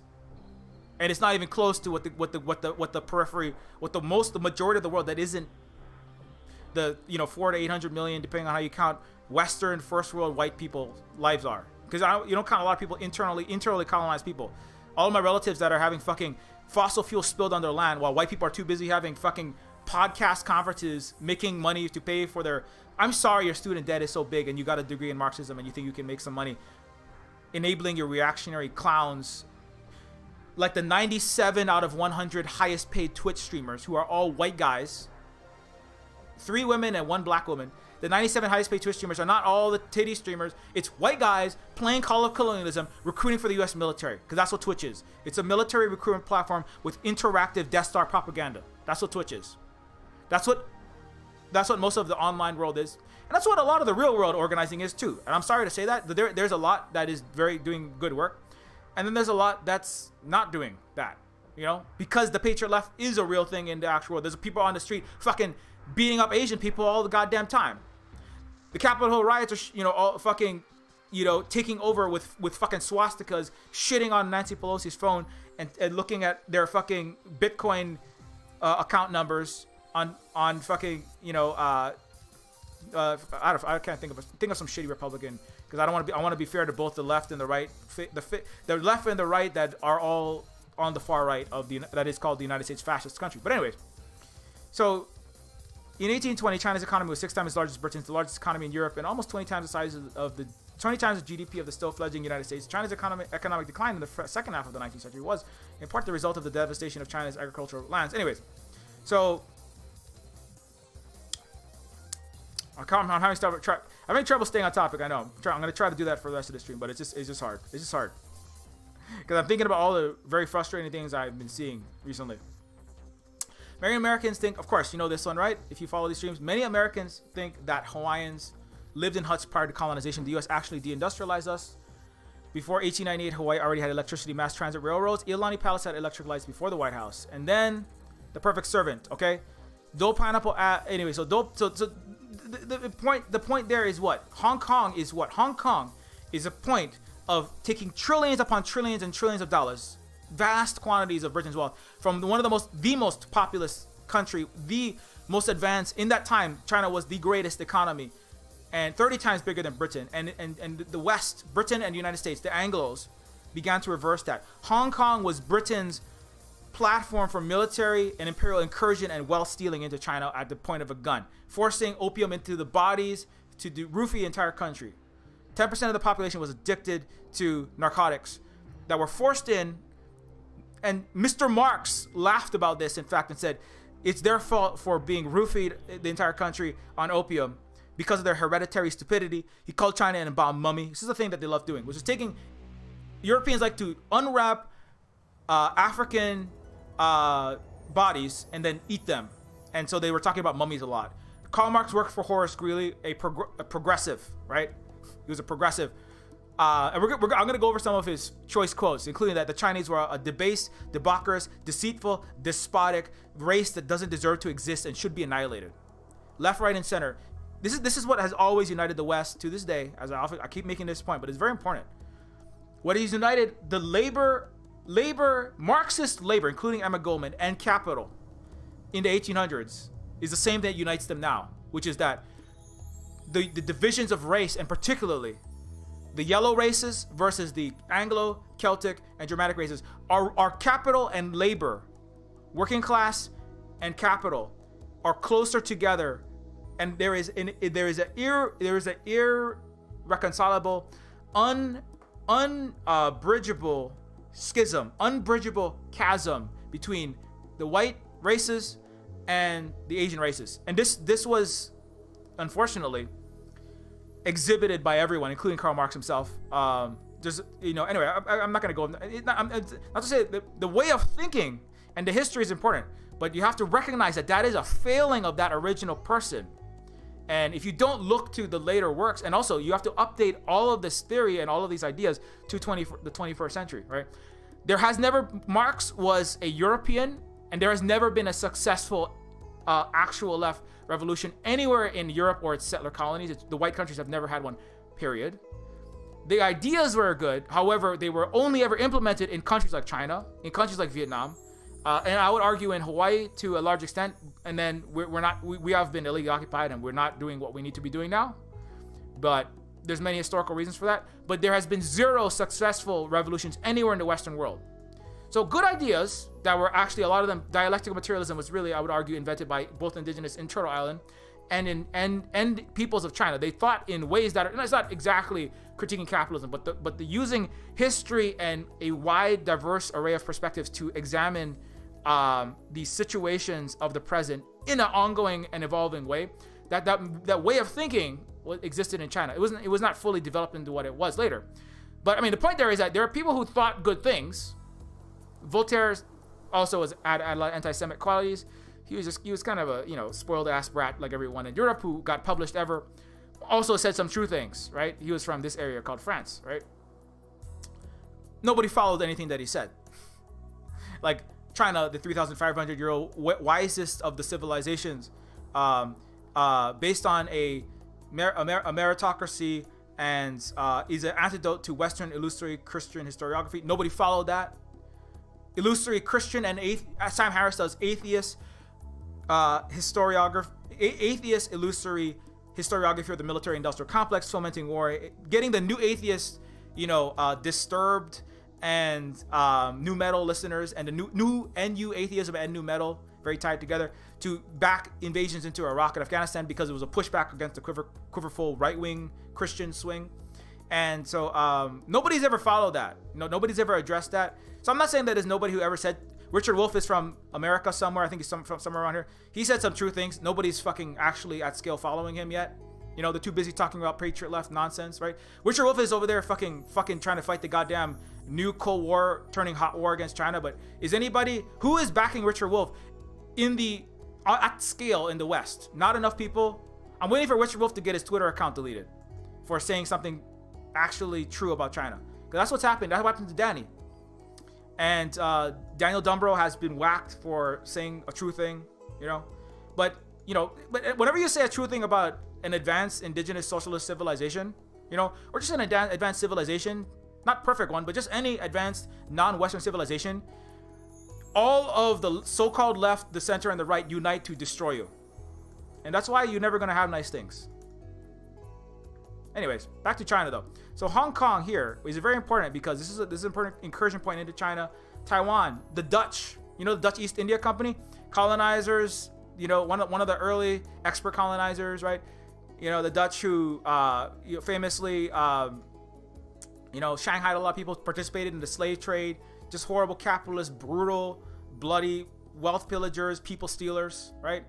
Haven't made good on any of that, and they're a clown with the little Amsterdam up there, laundering money and spying on all of Europe for the CIA, right? That's a normal thing to do, is just to sell out all your other barbarian allies like Germany does, right? Angela Merkel's getting her phone surveilled, and she's like, oh, I'll talk slower next time, CIA. Just keep surveilling on my phone as long as you can keep fucking putting all this military incursions and not fucking sanctioning me for trying to investigate war crimes in Iraq, which is what they were in Afghanistan, right? That's what happens. See, Europe is full of cowards, right? I'm Wolfgang Schäuble of Deutsche Bank, right? Of the German banking cartel that participates with Goldman Sachs to pillage Greece of all of its of all of its pensions, its hospitals, its roads, its ports, its airports, and then China has to go rebuild the fucking Port of Piraeus because Germany is too busy pillaging for Goldman Sachs, right? The biggest imperial player, right? That's what Germany is a bunch of bankers and $35 an hour Nazi stormtroopers who are busy stealing Africa's Namibian resources and Bolivia's resources, and they're a bunch of liars, and black and brown people and Muslims are oppressed in Germany, and they don't want to talk about that because Germany has a far right wing that has been very successful, and they don't want to talk about all of the Nazis in fucking Merkel's cabinet. You know, they don't want to talk about all those people, and they don't want to talk about even the centrists that are too busy backing the U.S. empire, right? And are too busy collapsing, and all your failure, your fucking so-called educated French, 75% think that the U.S. won World War II. When it was China and Russia did all the fucking fighting. But France is too busy getting brainwashed by great American World War II propaganda, movies. And France, that believes that COVID-19, what we need is no masking and freedom and liberation. And now Europe is full of COVID-19, unlike China, which had 20 cases on average for the last, many weeks. There's 1 case per 100 million. France, Germany, Europe is a complete failure. US 730,000 deaths, hundreds of times more per capita deaths, economy in free fall. If you could get your goddamn COVID, if you could get your so-called educated, free-thinking population to stop free-thinking about not wearing masks, demanding to go back to fucking bars and pubs and being spoiled little fucking white brats, maybe you wouldn't have your entire supply chain shut down because, here's a fun fact, Germany, like Volkswagen and all these companies, they're looking at getting alternative supply chains to get carburetors from France. Maybe we can get electrical components from Spain and our neighbors. But you know what happened? Because you fucking suck at educating your population and dealing with fucking COVID as people and as cultures, as Western free, selfish, self-interested European cultures, and you pretend to be good, but you're only good because America's doing all your military fighting and then you can spend some money on your fucking healthcare. That's nice. But you're fucking colonizers and you don't give a shit about the global south. You pay lip service and you give Speaking of giving $12 million to, fucking Andy and Fun, Germany gave $1 billion to Namibia. France gave $1 billion to fucking try to buy off Rwanda. And you know what Rwanda and Namibia said? You know what the Africans said? Fuck you. We're going to work with China because you're a bunch of liars and you aren't making good. Why is Niger in the dark, in the black, with no electricity for centuries, while France has its lights the fuck on? And you have a bunch of Europeans crying about how they're not going to have electricity. Fuck you. All of Europe should take all of its electricity and all of its uranium and all of its resources and send it to Africa. Europe, you should live in the dark for a century, and then you can cry a little bit about how your supply chains are going. German car factories can't get their supplies because the supplies are shut down because of failure to deal with COVID. Internal failures in France. Internal failures in Spain. Internal failures in Italy and all these other fucking European countries to deal with COVID. And so workers can't go safely into factories, and they don't want to go back into factories. They're shutting down ports, factories, and manufacturing plants. So they can't get the inputs for their BMWs, Britain can't get a fucking carrot or a potato because of Brexit, and these are fucking sad little clowns over there spending all their money on $10 billion Her Majesty's fucking aircraft carriers when you could be feeding your fucking people. But no, you're too busy still trying to steal from China with all your European, China, Africa, and South America, with all your fucking clown friends. There's no left anywhere in Europe. This is an abject failure of a shitscape. You should all fucking live with no resource. You should have no supply chains. Shut yourself down, figure out what the Do the internal work in the dark, France. Use a fucking candle like 90% of Niger. Germany, you can fucking like sit down, you know, read some Fanon in the fucking dark for the next century so you can stop colonizing Namibia as they work with China. With mutual win-win cooperation. You fucking failure. You fucking coward. That doesn't want to stand up to America because you like the cashish and you like them sticking their NATO up your ass. You fucking coward. Spain, go live in the dark and think about what you've done with Columbus pouring boiling soap down the throats of fucking indigenous people in Central South America. And think about what the fuck you continue to do, pillaging the global South resources, full of fucking fascism, with no successful revolution ever. Get a goddamn successful revolution in Europe in the dark with no fucking semiconductors, right? Go ride your fucking bicycle around in Europe until you can get a goddamn actual leftist revolution started and fucking back the global imperialized actual oppressed classes of the goddamn earth. You know? Or you stay on timeout in the blackout.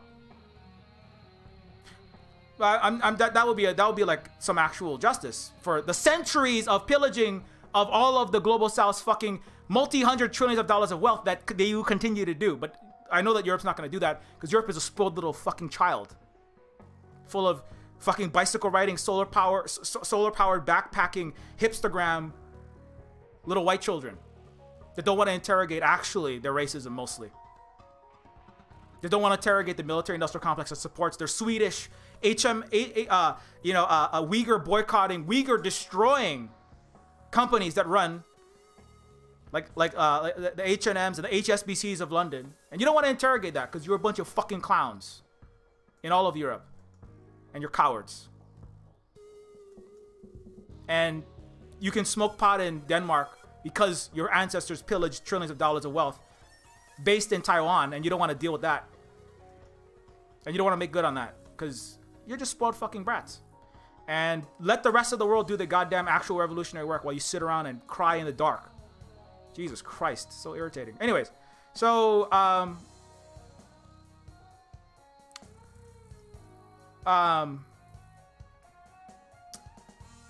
but yeah, so Macau was the place for the Portuguese to pillage China, right? And bribe all the local officials and gusanos. You know, this whole thing of like, oh, somebody give $1 million to an indigenous person. I mean, fuck, I know this. My fucking family, I have family members that work for the fucking empire. You know, it's not a mystery, right? But to say like, okay, so because there are people of a colonized, you know, fucking, oh my God, Obama, because there's an Obama, Black Lives Matter is a complete, you know, because Obama and Kamala Harris are black people that got to high places, that means that all of Black Lives Matter and all of last year was completely corporate owned. Of course there are people trying to co-opt it, and people are trying to co-opt shit all the fucking time. You know, it's almost like the patriot left are like little children that just figured out that, like, you know, fucking corporate buyouts happen and shit. Like, fucking people do things for money against the interests of the masses of even their own internally colonized people. It's like, what kind of childish bullshit is this? Like, you know, stop reading old dead white guys' books that haven't actually done anything useful. You know? Or like, read the books of people that have done some fucking useful things, like Ho Chi Minh, like, you know, there's like some Mao's out there, you know, there's some Lenins out there, you know, like you know, listen to Luna Oi, people from countries that have fucking actually had revolutions, right? You know, Marx worked for a fucking racist ass New York. You know, Marx was basically the New York. He was a New York Times writer. He worked for the New York book. What was it? It was New York Tribune. Predated. You know, it still exists, but he was a writer who had a nice career sitting around arguing like a useless left. And he talked about how he spent all afternoon just fucking arguing with all the anarchists that were all stealing from indigenous ideology. Watch Twin Rabbits Stolen Anarchy video. And that's fine. I mean, it's fine to have a preschool education in actual normal human healed, you know, what we would call socialist civilization. But socialism was all based on indigenous ways of being. Not because Marx and Kropotkin and these clowns that plagiarize indigenous people weren't human beings, but because they had never really lived outside of mass organized violence and disinformation and lies, which Europe has had, right? It's kind of like living on the Death Star. Living on the Death Star, you don't know what it's like to peacefully coexist, right? And if your parents also were stormtroopers, you don't know what that's like. So it's like a stormtrooper visiting like the Ewoks and going, oh my goodness, there's another way to do things that's not just killing each other all the time and dying nasty, brutish, short lives in famines, fighting for the vanities of some rich clown, feudal or capitalist or colonialist or slavist or fucking Roman centurion. There's another way to do things rather than killing and lying to each other all the time.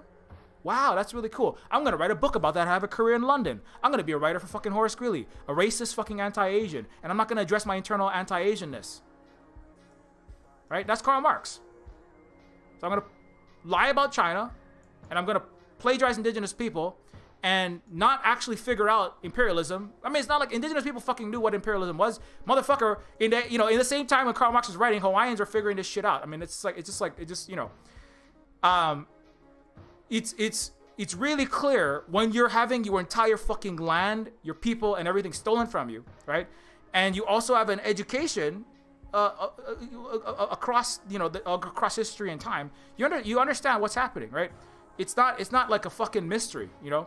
Now the capitalism and the incursions of capital and accumulations of capital will be replicating itself across the earth by buying governments and all these types of and private interests utilizing vast quantities of thrones constructed of dollar bills. That's important to recognize at a certain level.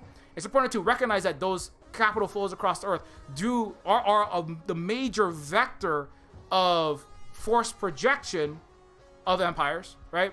And that has to all be addressed. And internally, you could have capitalists. Of course, I have capitalist Hawaiians that I have capitalist Hawaiians that make $300,000 and they buy $2.5 million worth of kailua on the nice side of Oahu, and then they call themselves Hawaiian. I'm like, fuck, you ain't Hawaiian, because Hawaiians didn't have capitalism. 99% of all the ali'i redistributed wealth in the luau. There was no such thing as capital accumulation in Hawaii. But that's the thing that Westerners don't want to recognize, because then they would have to give up some of the privileges that they have being a patriot leftist, right?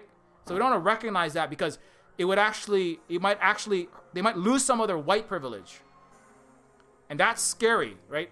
I just want to keep my white privilege, my first world privilege, but redistribute within the Death Star, within the mall of the Death Star. I want everybody to have an equal amount of Star Wars Funko Pops. I want everyone to have the equal amount of Darth Vader healthcare. I want everybody to have an equal amount of Cinnabons, right? Nobody should have I shouldn't have to eat just like normal food and then somebody else gets to eat 20 Cinnabons, right? We should all have like 3 Cinnabons in the mall. I mean, that's cool. I mean, you should. If everybody lived in malls, and in nice first world, very advanced economies and everyone had 100% electrification, and everyone had 100% access to like at least some basic healthcare, and everyone had 100% access to basic decent housing, and everyone had 100% access to like water, and everyone had 100% access to like non-fucking imperial shitscape bombed out war zones where there used craters where preschools used to be. Hey, that would be really cool. But that's not the earth that we live in. That's a fantasy land lived in by fucking fake Western leftists. So anyways, Cambodia, Laos, Vietnam, you have countries over here that actually do socialism, actually undo empires, right? The actual reasons. There's many important historical reasons for this, I would argue. There's a reason why it's mostly in Asia where these things have been successful, and it has something. It's not like capitalism is like suddenly the secondary contradiction. I mean, no, of course. It's still very primary in the current world, particularly as global capitalism and hegemonic capitalism backed by clowns like Soros and the U.S. military-industrial complex continue to weaponize it, right? Someday you might live in some alternate like Yanis Varoufakis would argue that we're already in post-capitalism in the sense of like private accumulation of capital with the owners of the means of production producing goods, whether that's restaurant, Cinnabons, Orange Julius's, right? 1850s clothing for fucking douchebag ass British people with stolen black labor on stolen indigenous land, but we're gonna ignore the slavery part because we're too busy talking about white people's working class. Okay, so anyways, whether it's producing goods, services like in a hotel, or the concept that you take the owners of capital in the factory, the restaurant, the office, use the labor of the workers and don't provide them with all of their labor value, and then you take the excess, and that's the capital that they accumulate, and they then use to further increase their capital ad infinitum. That concept is already broken, as Giannis would argue, post I call it neo-feudal post-capitalism. Giannis calls it techno-feudal post-capitalism. So Giannis, I want to have a to-the-death thumb war, because in America, or in illegal occupied Hawaii, we can't afford to get into actual like boxing matches or do Shadowrun 2077 heists, right? So I'm gonna have a to the sprained thumb war, okay? About whether we're gonna call it neo-feudal post-capitalism or techno-feudal post-capitalism. It doesn't really matter. I mean, it's the manipulation of money is still important. I'm not saying that, but what I'm saying is the reason why this part of the planet, right, Asia, has had the most successful revolutions, and also in the global South. You look at Cuba, right, countries in the pink tides, right. Why is it that these countries tend to have the most successful, actual full revolution, like the Bolivian MAS party that actually kicked out actual global empires like the United States, and Elon Musk will coup whoever we want for your motherfucking lithium with the help of Germany, to the benefit of Germany and the help of the UK. The UK just writes the fucking war propaganda in the BBC, and it says shit like, Evo Morales is a terrible authoritarian despot, much like Emperor Palpatine in Star Wars, because Star Wars is a useful metaphor when we want to talk about despotic, communist, non-white regimes.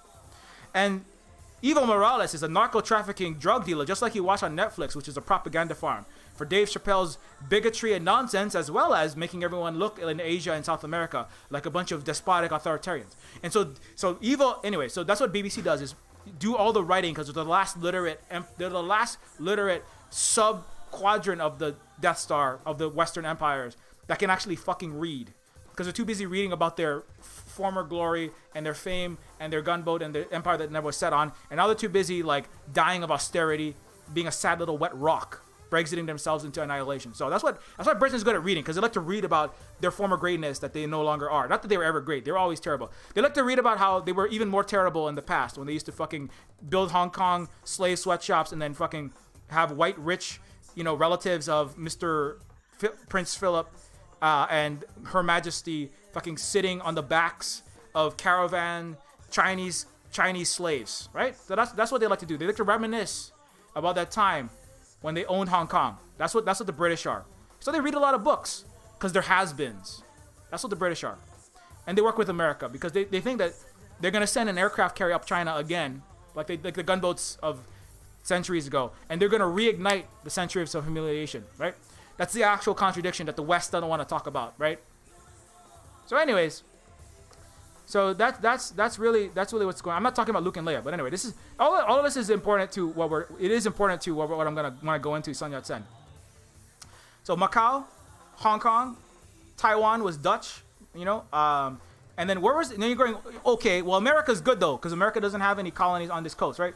America doesn't have any fucking places of incursion to steal China's wealth, right? Shanghai has been important. $30 million Shanghai overpriced condos. China saw America, selling, $7.50 an hour Applebee's waitresses, $1.5 million overpriced McMansions in fucking Florida, right? On a no income, no jobs, no asset, subprime mortgage loan based on Ben Bernanke's great moderation, the former central bank head who wrote a fucking paper at an accredited Western university. I mind you, as Michael Hudson said, degrees in economics in the West are like degrees in science. It's a degree in science fiction, right? It's only good for talking about parallel universes where everybody is a fucking homo economicus and they don't really exist. That's why Michael Hudson defended the China. So I'm gonna give you, these are the list of people who said true things in America, and they either defected to China, or they got fucking blacklisted and McCarthy'd, or two people showed up for the fucking lectures. So Michael Hudson, Richard Wolff, Voltaire, Dai Haifong is Vietnamese in U.S.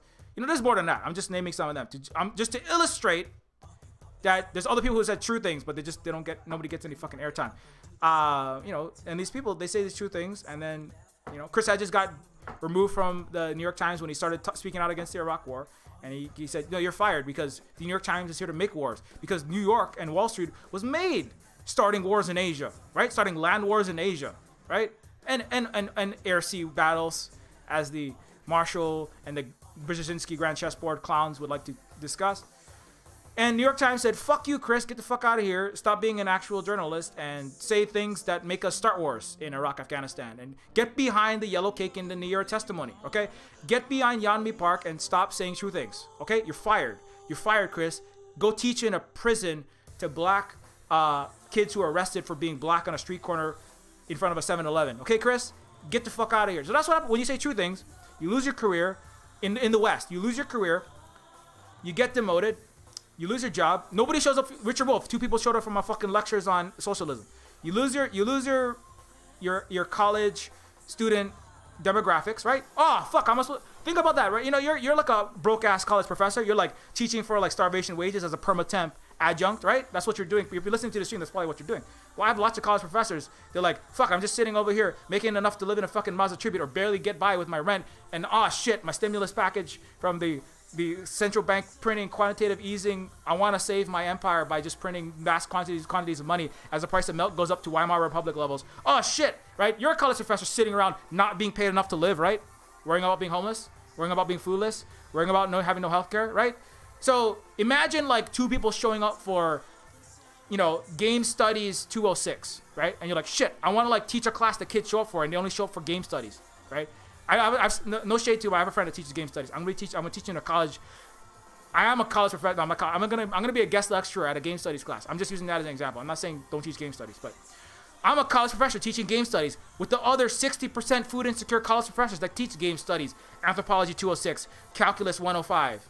All right, calculus 306, probably more higher up there, but you know. Oh shit, I'm gonna starve. I can't imagine teaching a college class where only 2 people show up for the lecture, because guess what? The private equity firm masquerading as a place of learning, that is my college, that is a gentrification project, and a knowledge accumulation fund for the military industrial complexes, which is what colleges are, and a way to justify multi-trillion dollars worth of commercial real estate and the overvaluation of American cities that don't need to have as much concrete, steel, and glass fucking putting up the prices of rents in these cities to the levels that they are. And I'm just a fucking college professor making fucking knowledge work for less than what I'm worth by far. I can't imagine only having 2 students show up for my lecture, because then I'd be fired. Richard Wolff has tenure though, and he has 3 separate Ivy League degrees, so his pedigree is so fucking tight. You know, he's got such fucking like he's got like all in the disco, not Disco Elysium, Disc World, you know, another based entertainment product. Disc World, you know, footnotes sense, right? In the Terry Pratchett sense. Was it Terry Pratchett? I mean, Terry Pratchett. Terry Pratchett. Richard Wolff has all the footnotes. Richard Wolff has all the best academic feudalism footnotes. He's got all of the best pedigree, you know? When he goes to give a keynote at like Columbia, Richard Wolff has like 3 he has like a serenade. He has like, it takes him like half an hour to get through all of the people's ass that he has to kiss. You know, all the people whose asses that kiss, you know, can kiss his, because he has all the best ass, because that's what academia is, just a place where you go and everybody kisses each other ass, so that they can have like 70,000, well, they used to have 70,000 a year in tenure and sit around and write fucking essays and not talk about Adrian Zenz, right? And not deal with the real material reality a lot of the time. I want to throw all of them under the bus, but there's a lot of academia. I have relatives that are in academia that literally said, hey Chris, stop being a working class teacher and social services worker, alleviating poverty in Hawaii, and stopping kids from joining the Bloods and Crips and being homeless for the rest of their life, or going to prison making Amazon vegan and non-vegan Whole Foods cheese, right? He said, Chris, stop being a poverty level educator. Become a professor in Canada. You can like write 300,000 words and just put fancy ass professors and use a lot of sesquipedalian bullshit artist like word salad. And like Jordan Peterson and myself and my wife is defending a dissertation, and like only 6 people are gonna read it, and you can make like pretty good salary. Now he was the older Gen X or boomer, and so he was grandfathered in when you could just like write several, you know, 100,000 words into Excel spreadsheets and Microsoft Word documents and get a fucking degree, apparently, and get tenure. You know, but you have to kiss everybody's ass, right? Make sure what you're doing is not that useful to indigenous people, like not too useful. Because if it's too useful to indigenous, just do a little land acknowledgement and then be like the anthropology departments of Canada at their university system that says that Canada isn't committing genocide, right? Be like the University of Hawaii and David Lasner, right? And Mr. Andrade, and be a fence for Mark Zuckerberg and take millions of dollars as a college professor at the University of Hawaii.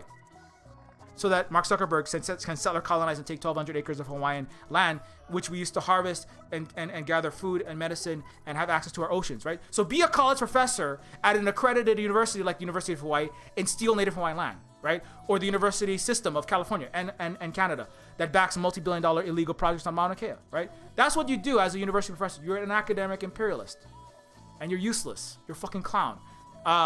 And so, you know, think about being more useful. Anyways, in the West, you know,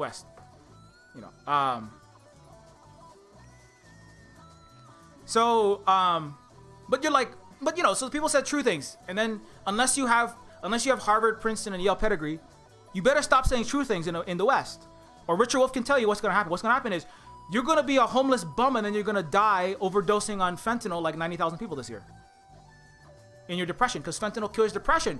Didn't you hear from the ads that the DuPont and Dow Chemical and the Sacklers put out? So have fun ODing on fentanyl accidentally at the party that you go to at Yale.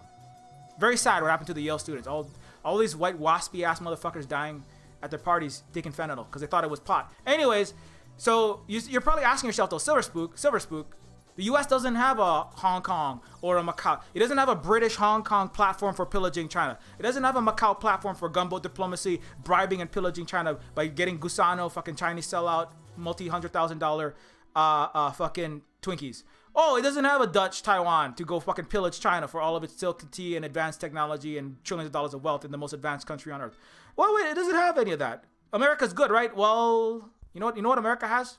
America has, you know, I know it's a little far away, but America has this little place. You know? It has this place. It's called Hawaii. You know, that's what America has. I mean, I'm not joking about that. America literally has that, you know? And your war criminal, Mr. McKinley, said that we must have Hawaii to help us get our share of China.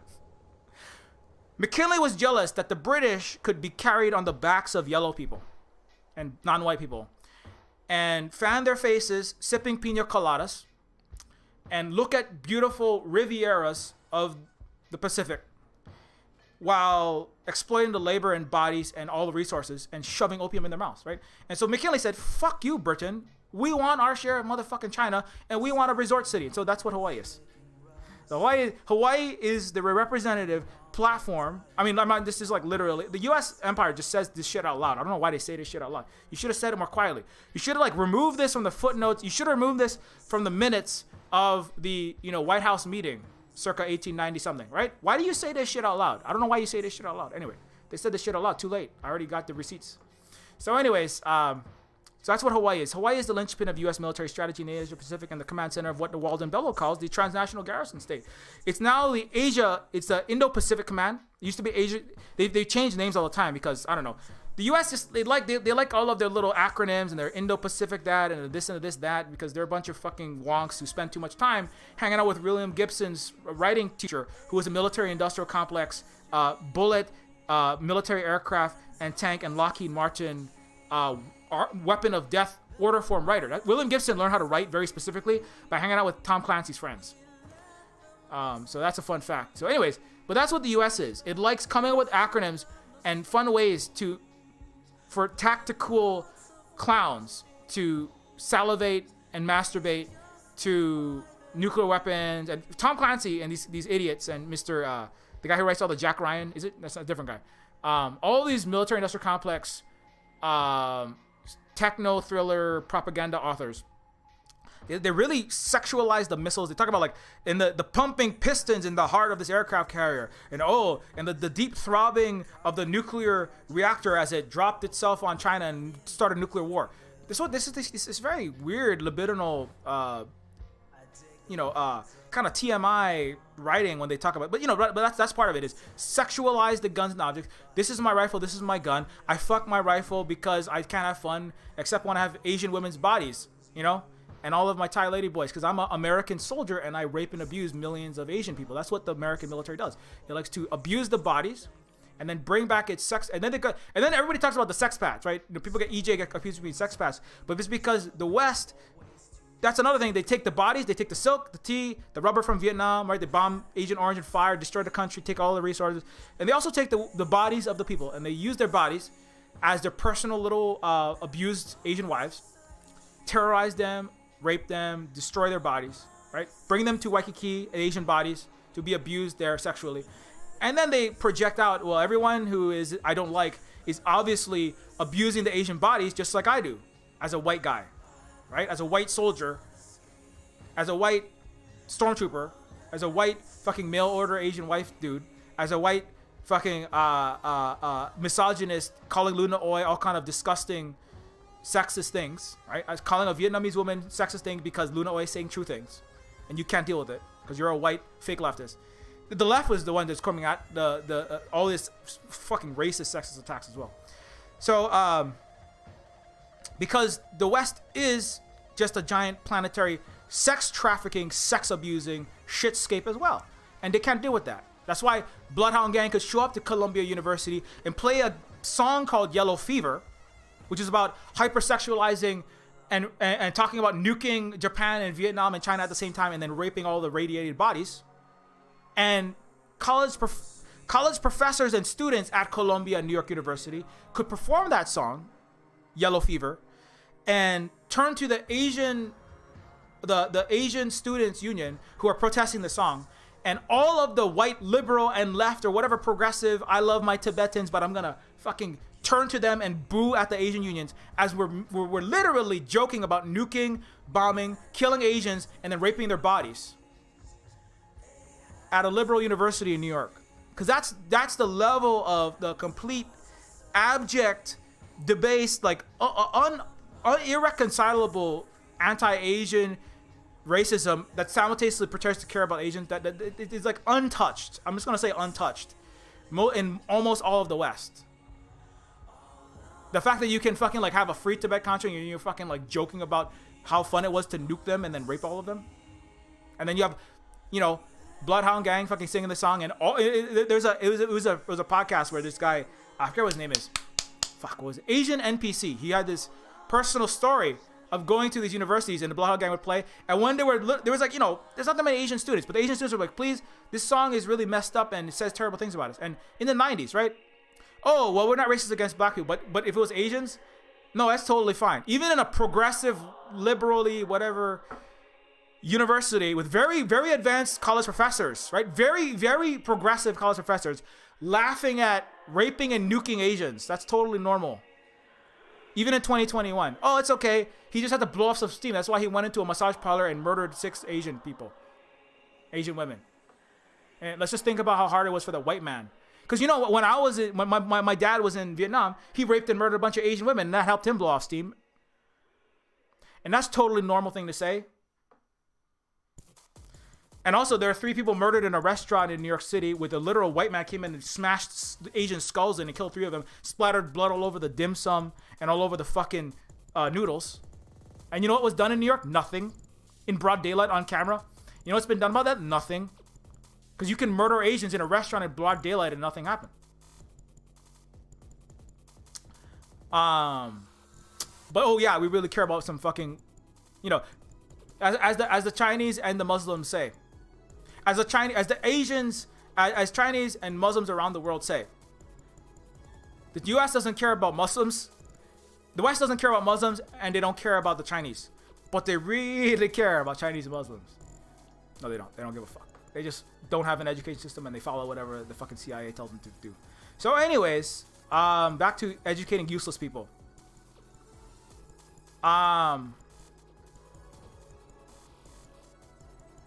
So yeah, but let's talk about Sun Yat-sen. I haven't talked about Sun Yat-sen. Many Americans, I go over this thread a lot, so I don't want to go over it again. But, you know, very importantly, Sun Yat-sen was somebody who stood against empire. You know, I have Luke, and, you know, the real Luke and the real Yoda, right? Going back to these people. But that context is very important, because when I'm talking about the real empire, this is what I'm talking about, right? And do people who actually were leftists on Earth, right? That there have never been in the West. Not really. Because there's never been successful anti-imperialism anywhere in the West. And I know it's hard because you are the stormtroopers. I know it's hard. I mean, I'm half stormtrooper, so I get why it's hard. It's hard for me too to address my internal whiteness and my self-hatred of being Hawaiian. It's a little easier because I'm a little darker, so it's harder for me to like get a cut of whiteness, Westernness, having a, you know, fucking 1400 SAT sounding English, you know, English language speaking level. I can ghostwrite for William Gibson and science fiction authors that are mediocre white guys who can't write science fiction very good. So, but to not participate as a high-frequency Goldman Sachs, high-frequency trading algorithm programmer for Goldman Sachs, working for the thing that's going to take all your healthcare and housing and the rest of your infrastructure and turn it into collateralized debt American obligations, right? To not give in to that it's not easy, actually. It's not easy. I know it's not easy. Now, it's harder if the whiter you are, because the harder it is to get traction, maybe. I don't know. It's just your family is more bought into whiteness, Americanness. I know it's not easy. But until you can get there into full radical solidarity with the actual most oppressed, colonized peoples of the earth under imperialism, you're never going to have any... You're not going to have anything. And you're definitely not going to be on the right side. You're going to let the rest of the world do all the work for you. So anyways, so the real Luke and the real Yoda, I would argue, are Kalakaua is Yoda, and Luke is, and the people that were fighting empires is Sun Yat-sen, against what I was just talking about, right? Sun Yat-sen spent his youth in Hawaii. He graduated here and went on to make revolutionary change in China. Hawaii's universal education, healthcare, and electrification before the U.S., full citizenship for Black and Asians, etc., and the world's highest literacy rate were hugely inspirational. So I always go over that, so I don't want to focus too much on all of the successes of Hawaii, but it is important to remember that.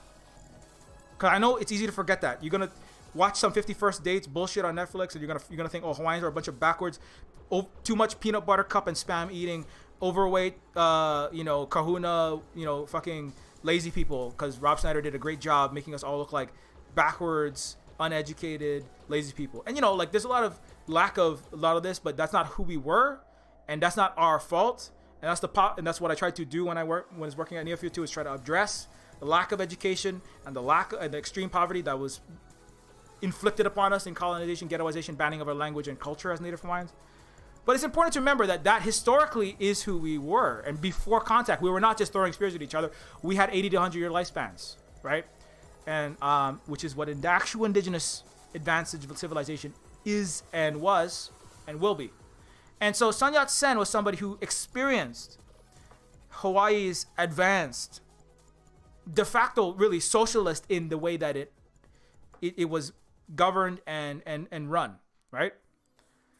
With advanced literacy, the highest literacy rate, with universal education. See, Sun Yat-sen remarked that China lacked the level of education that Hawaiians were giving to all of the people of Hawaii. It's very important. It's not like, okay, well, there's a handful of highly educated people and then everyone else was diseducated, right? It's very important to remember.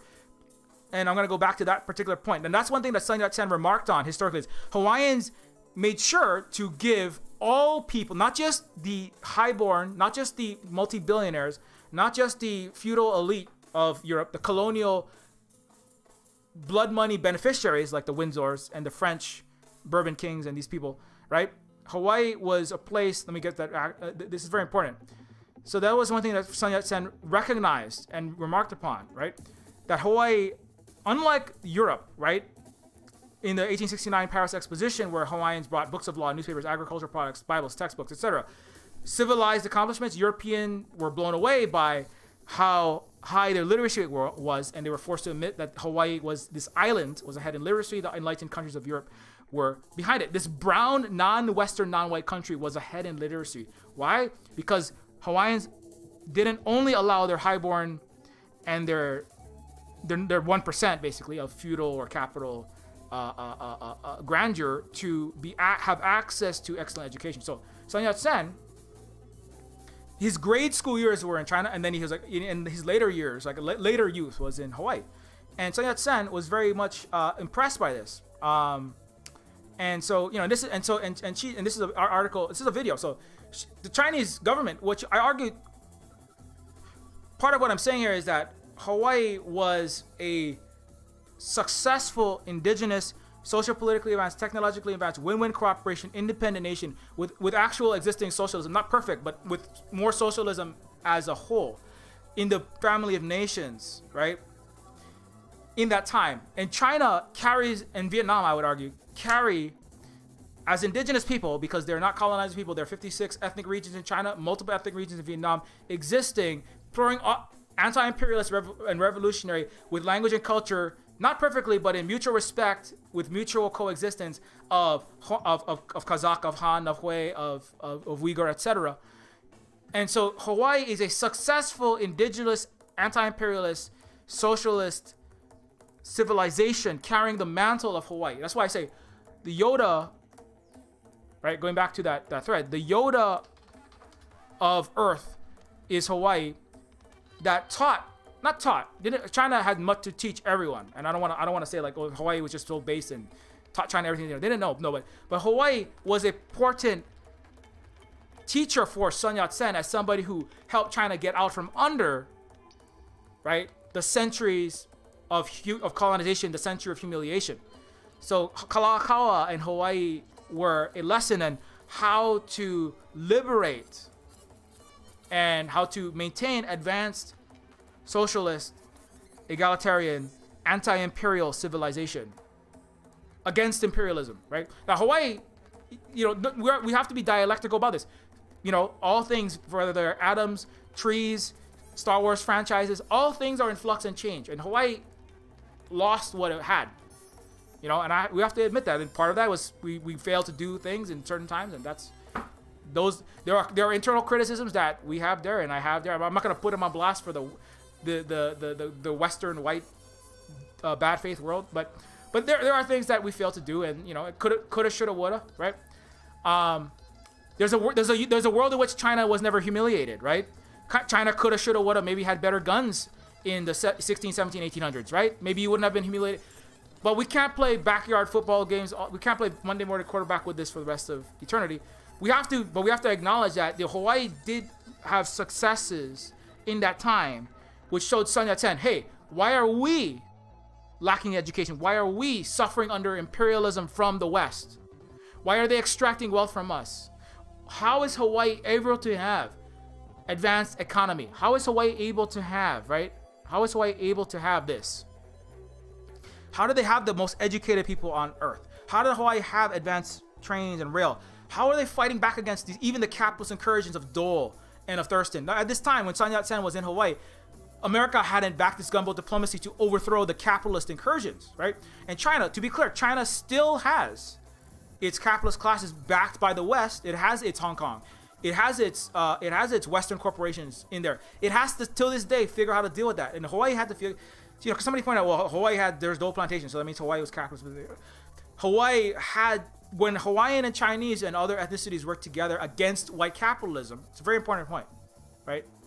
Vietnam has 4 billionaires. Vietnam has Western incursions Vietnam has Red Bull factories with Western-backed capitalism with the USAID and NED and the CIA trying to install better terms for their Western Red Bull factories. Vietnam has to constantly fight in hybrid counter-hegemonic warfare, really, these incursions by saying, well, you have to have 51% ownership.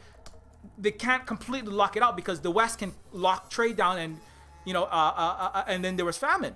So again, that's a very important thing. Is when you try to do actual socialism, the West has never had any socialism. That's why, if you really had actual socialism, you would know, because the U.S. would try to destroy and undo you with hybrid warfare. But that's why the West doesn't have any socialism. Besides, if Germany went actual fully socialist, the United States would be trying to undo that fucking country. But they're not right now anyway. Historically, there's things that have happened there, but not the Europe and all the settler colonial countries. They're not actually revolutionary. They're not socialist.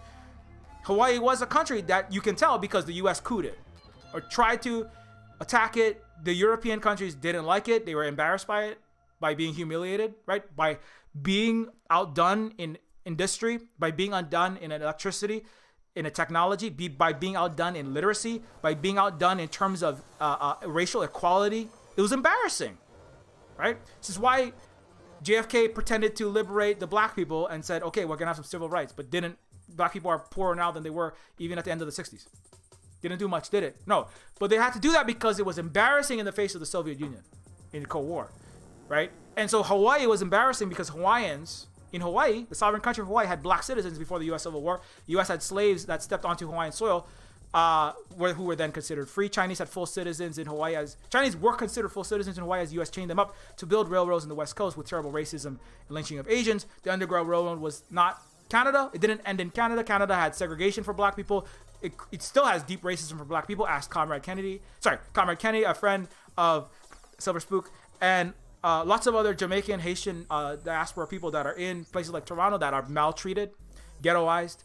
Indigenous people were and continue to be genocided with 7,000 bodies come out of residential schools in Canada. So So Hawaii was a place where you could actually be free. And that also inspired Sun Yat-sen, because Sun Yat-sen understood that America was a place, America talked about freedom and equality, because Sun Yat-sen was privy in Hawaii to a great education and understood that, like Hawaiians, America talked about freedom, equality, democracy, but had slaves, had economic inequality always, still does, right? Had and has oppression of black and brown and non-white people. And Sun Yat-sen looked at Hawaii and said, wait, in Hawaii, we're treated as equals. And then these Western countries like America, right? Like Canada, they're trying to talk about themselves as civilized. But they're the ones oppressing everyone, right?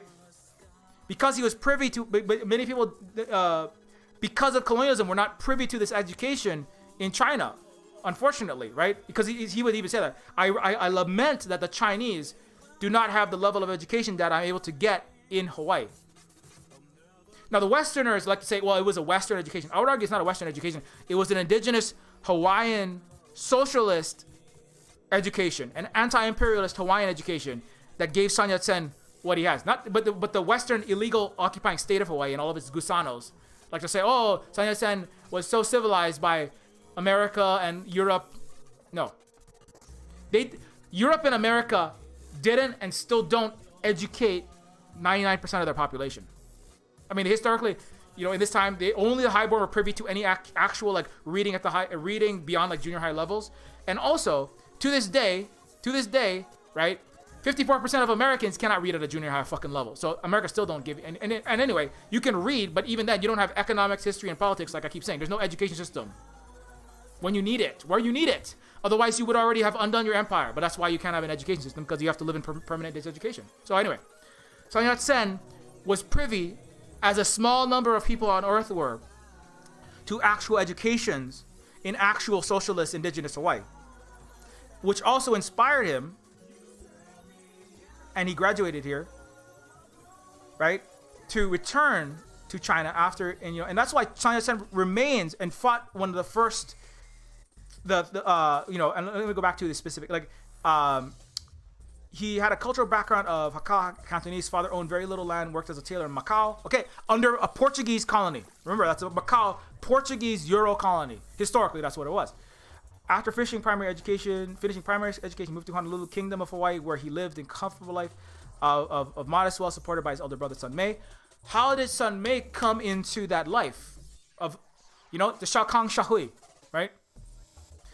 Moderately prosperous society, right? How did Sun Yat-sen's older brother, Sun Mei, achieve that? Because Hawaii, right? What did Hawaii do? Let me pop quiz. Anybody been listening to these streams, right? Because why? Because Asian, particularly Chinese, were a threat to the white oligarchy with the Hawaiians in the Hui system. The word Hui, what does Hui mean? Working together cooperatively, working together, right? Huiing together, but also can mean a worker cooperative, a diaspora rotating credit union for Asians in Los Angeles or San Francisco or New York to start in a cooperative lending circle, restaurants and laundromats under the Chinese Exclusion Act, because America's a racist fucking place that doesn't address its anti-Asian racism, but for cooperative non-capitalist banking investment, right? And cooperative business endeavors, whether those are restaurants, taro farms, in the case of Silver Spook Hui, a non-capitalist, right? Bossless, landlordless, right? With no, democratically, what we produce, how we produce, where we produce, what we do with profit, which is viability according to need. That's how we decide what we do with revenue from the Silver Spook Hui to make advanced, anti-imperialist, anti-capitalist cyberpunk adventure games like Neofeud about personal native Hawaiian indigenous experiences under colonization here in America's Hong Kong. So Hui is a system that provided a Shaokang Shahui, the Chinese word that means, right?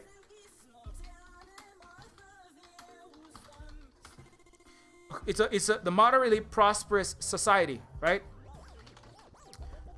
Which Xi Jinping, right, as a principal descendant of the Yoda and the Luke of Kalakaua and Sun Yat-sen, continues to work for and fight for as a member of a 1.4 billion socialist country with Chinese characteristics in a Great Wall of Steel. That's not aggressive. That's if you come and you try to bang your head against the wall, then that's a defensive stance. That's not imperialist. Anyways, so but the Xiaokang Xiaohui means the moderate prosperity for all, which is what China continues to try to strive for. I would argue that this principle of Xiaokang Xiaohui is a continuation of the Hui. The word Hui within Xiaokang Xiaohui. Xiaohui means society, right? Xia is like all of the people, right? And Hui is all of the people working together collectively, right? And Xiao is small, Kang is moderate, is prosperity. So not exorbitant prosperity for a handful of feudal, capitalist, slave-owning, colonial bosses, landlords, and bankers, right? And CEOs. It's a mass-based, collective, moderate prosperity for all, a well-distributed, one would say socialist, or I don't know, hopefully one day communist, at the Communist Party of China. Anyways, but that word Hui actually is the same root of the word that we're talking about when we're talking about Hui, Hawaiian, Chinese, Vietnamese word and what the Hawaiian and Chinese, the word that meant basically the same thing, that integrated together Hawaiian and Chinese intermarrying, right? Like we were looking at. And China's this is the successful Chinese poverty alleviation of 1.4 billion people from extreme poverty, which means what? Which means everyone in China has access to electricity, unlike 90% of Niger, because France needs to keep colonizing it, right? Unlike a lot of people in Namibia, because Germany needs to keep colonizing, because Germany's exorbitant prosperity for the CEO of Deutsche Bank and Volvo, right, and Wolfgang Schäuble and Angela Merkel's family. The exorbitant prosperity of German elite needs to continue at the expense of Namibia and Bolivia. Unlike China, which has 1.4 billion people with electricity, with dignified housing, adequate housing, clean housing, safe drinking water, unlike half of the United States, or a quarter to a half of the United States, depending on how you measure.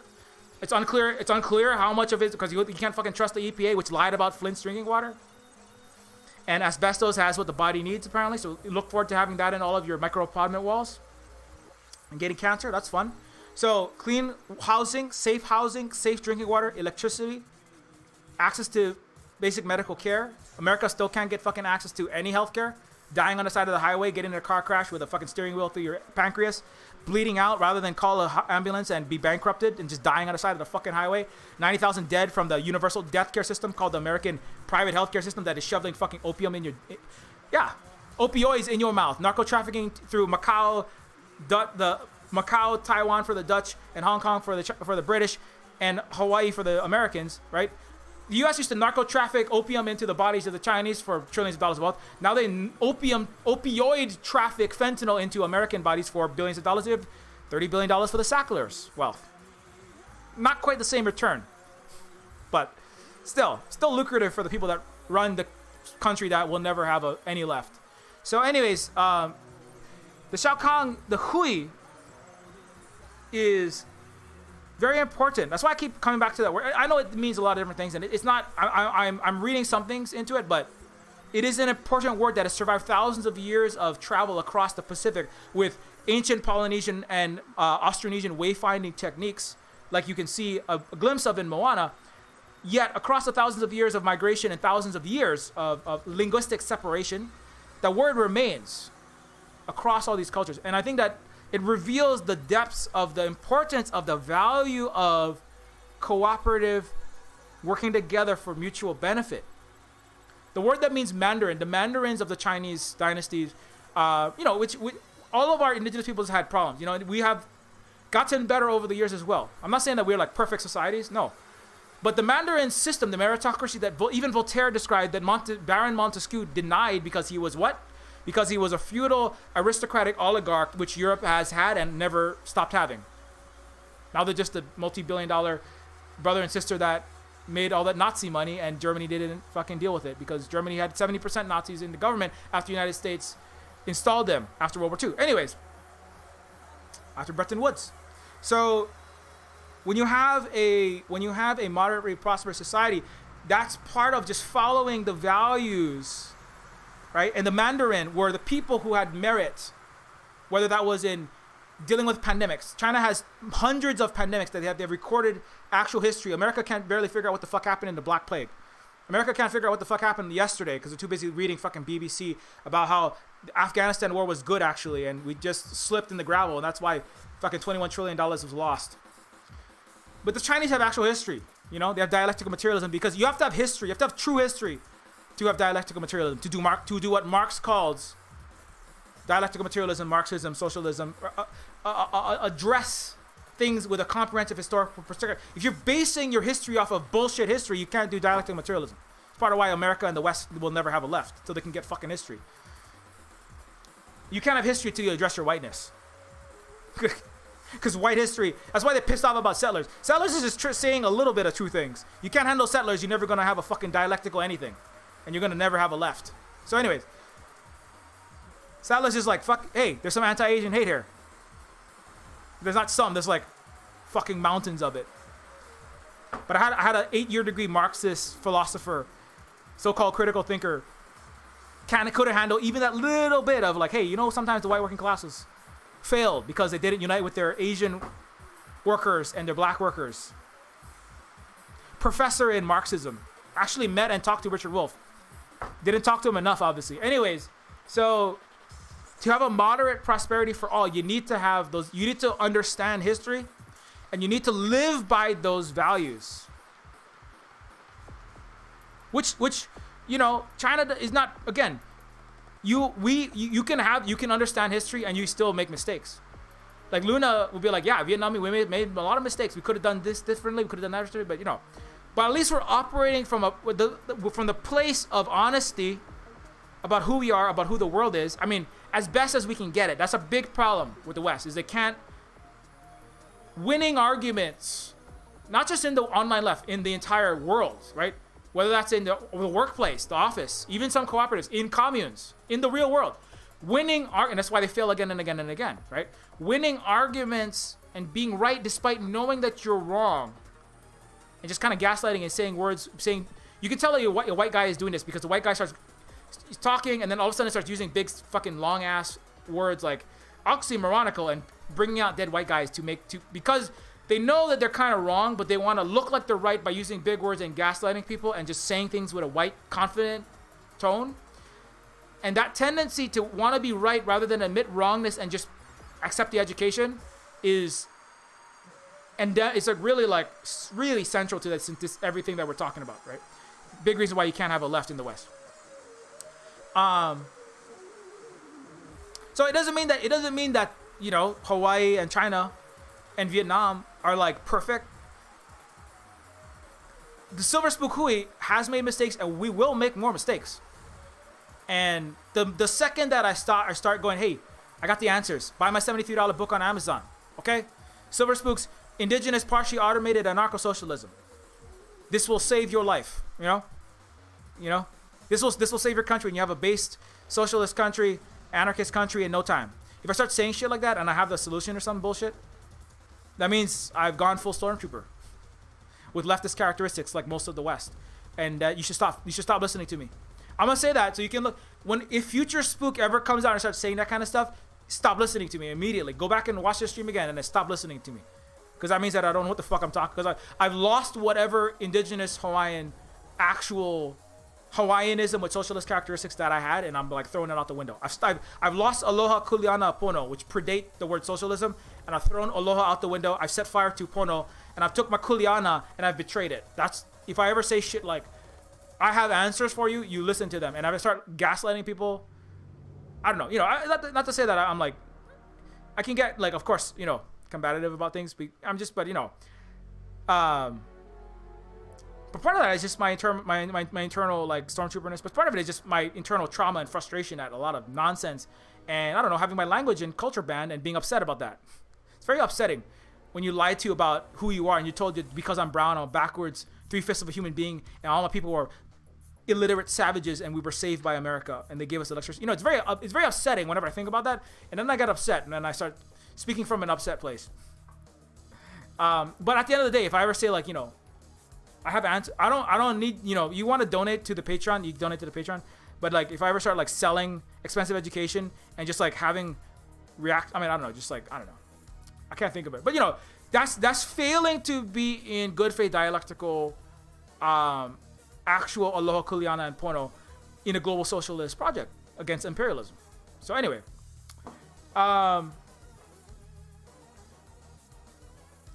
by extension, if there's a white, uneducated or not insufficiently educated leftist that goes, oh, I was wrong about this, I have changed my position on that. I mean, that suggests that they're beginning to undo the whiteness. They're beginning to undo the Roman trauma, which is about hurting other people and then pretending like you're not, right? Again, mass physical violence and then disinformation, like lying and say, oh, you're a bunch of you deserved it because you were a backward spear throwing brown person, right?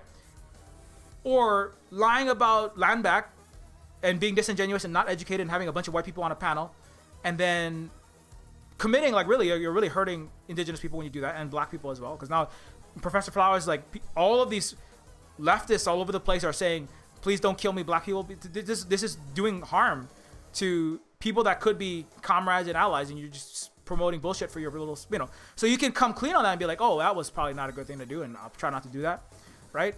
Or you can, like, double down and be a stormtrooper, right? And just make more money for yourself and enable your reactionary shit-ass audience to, like, keep...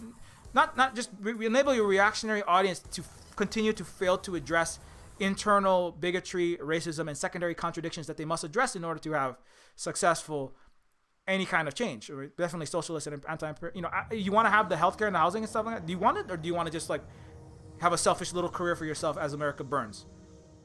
It's really selfish to me when I see people doing that at the end, because you're never gonna. Even if you lie to yourself and you go like, oh yeah, no, it's okay, I can be like this dirtbag shithead and enable reactionaries and fascists to suck them pipeline or whatever it is, idiot nonsense I'm doing at the patriot leftist. But you really, if you legitimately think, okay, well, this is what we have to do it. Okay, but I just don't think so. Anyways, back to this. I'm kind of getting off my time, but so very important, which is that the Hawaiians and the Chinese work together. So Hawaiian and Chinese intermarried, right, routinely, right?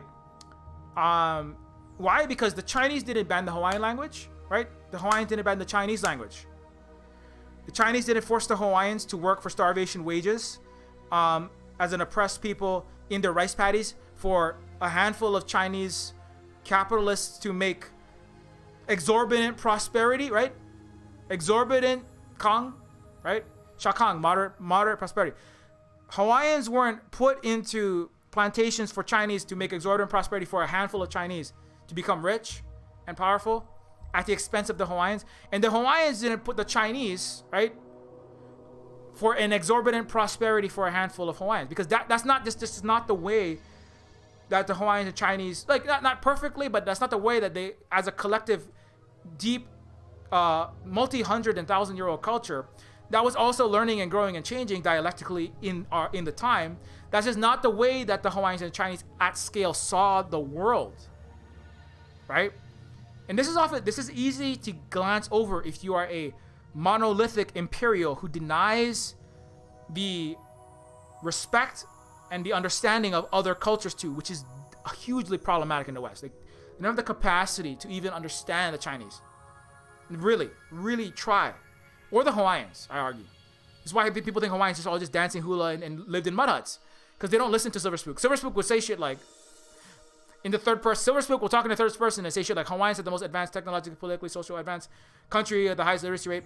And then the next day, the same white people will say, oh, Silver Spook, I just love going to Hawaii. It's so nice that you guys have this culture where you're just like you're like in the land with nature because it's in your blood, and you're just so naturalistic, and you live in your grass huts, and I just love your cute little grass huts. I'm like, motherfucking white person, did you listen to anything I said? And it's like, and the answer is, and this is not a conservative. This is not even a right. This could be a leftist. This could be a progressive, left, liberal.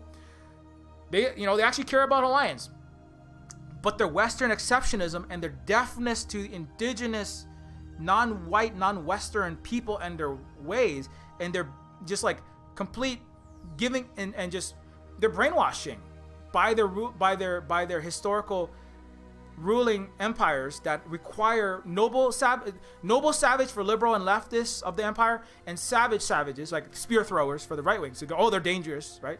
We gotta wipe them out. For the right wing conservatives that are mask off empire imperialists And then you have the left and liberal mask on. Oh, I care about those noble savages. They're nice little, living in their mud huts and they're little, just living in the earth. They're like little otters, just like in and out of the ocean. Oh, I just love it so much. Right? That's fall. I mean, it's not like we're not ecologically knowledgeable and live sustainably, but also that's not the full story of who we were. That noble savage mythology, that's not who we were in the 1800s. That's for fucking sure. We were more advanced than you. You were the ones that were in the fucking shitting in outhouses when we had the toilets. In fact, there was indoor plumbing in the Capitol in the Iolani Palace before the White House as well. The president was superstitious that his soul, his immortal Christian soul, would be removed through the demons within this horrific infernal apparatus called the toilet. And also still don't wipe your butts. A lot of them. What the fuck is wrong with you? Wipe your goddamn butt. Fucking wash your hands. Stop being a disgusting plague bringer. And then lying about how Asians bring the plague. Which Hawaiians also knew in the 1800s, by the way. And we had full vaccination. Everybody was on board in the 1800s. And while the white people were lying about the Chinese bringing plagues. What did those white people bring in the plagues? Our leaders did scientific investigations and discovered that the white people were lying about who was bringing it in the 1800s. Smallpox, bubonic plague, black plague, all these plagues. Because, so who is the backwards? This is the, but there's still, Silver Spook, you just like my nice little pet Hawaiian. I can get my little wax figure in a museum. I can go pet and give a little money to and feel good about my white self and keep benefiting from my white privilege and colonization. Like, that's not what we need. We don't need that shit. We need you to respect us as equal people. This is what the Chinese do. The Chinese actually say, all peoples of the earth, peoples of Africa, peoples of the Pacific, peoples of Asia, must respect other peoples, cultures, and countries and civilizations as equals. And they try their best to actually do that. Right? Not only in 2021 under the Communist Party of China and their official statements, right? And through their foreign ministry and their actual ways they interact with mutual win-win cooperation in the Belt and Road and not doing debt trap diplomacy, but forgiving billions of dollars to Cuba, building infrastructure, gifting vaccines, all these things, right? That's called economically treating other peoples and countries with mutual respect, and also culturally, it's very important. This is completely missed in the West, which is that they don't get it, that they're actually not only economically, but culturally, there's great exchanges between Djibouti. Djibouti is a place of, there's African rock musicians, there's Uyghur metal musicians that are exchanging culture. Multi-million person subscriber fan bases on the Asian and African equivalents of of the Bandcamps and the YouTube and the Twitter and the TikToks, Douyin as they would have in China. And there's cultural exchange. There's all kind of other exchanges that aren't happening in the West. They're too busy screaming about the Uyghurs being genocided to listen to the actual Uyghur music, or like Uli Tao, like a Kazakh, Afghan, Uzbek, and Uyghur member group that has all these different ethnic regions. They're too busy fucking screaming about Uyghur genocide for their empire to make war there, to give a shit about the cult, not just economically, but the actual people's culture. Because the thing is, in order to actually, let me just get Uli Tao up on the screen. In order to actually respect the culture of Uzbek, Kazakh, Asians of a variety of different, this is the metal band I was listening to something, I'm gonna try to learn some of their songs. I'm trying to play international, actual anti-imperialist, actual culturally exchanging digital and cultural Silk Road. I call it indigenous anti-imperialist metal or indigenous anti-imperialist rock or something like that. I'm trying to come up with a name for this. I'm gonna make an album this month. But Uli Tao is a group, it's just one of them. There's Uyghur metal bands and shit, they're really good, but you can't experience that in the West. Because in order to experience that, you have to accept that the Uyghur people have such an economic level and production, and they have 150 million people visiting Urumqi, right? You have to be able to admit that they have an advanced city that empowers them, that isn't forced laboring them, that isn't genociding them, where they have better housing than Americans, they have better healthcare and electricity than Americans, because you can barely, fucking Vietnam, U.S. military veterans are getting homeless because of $17,000 Texas electrical bills, right?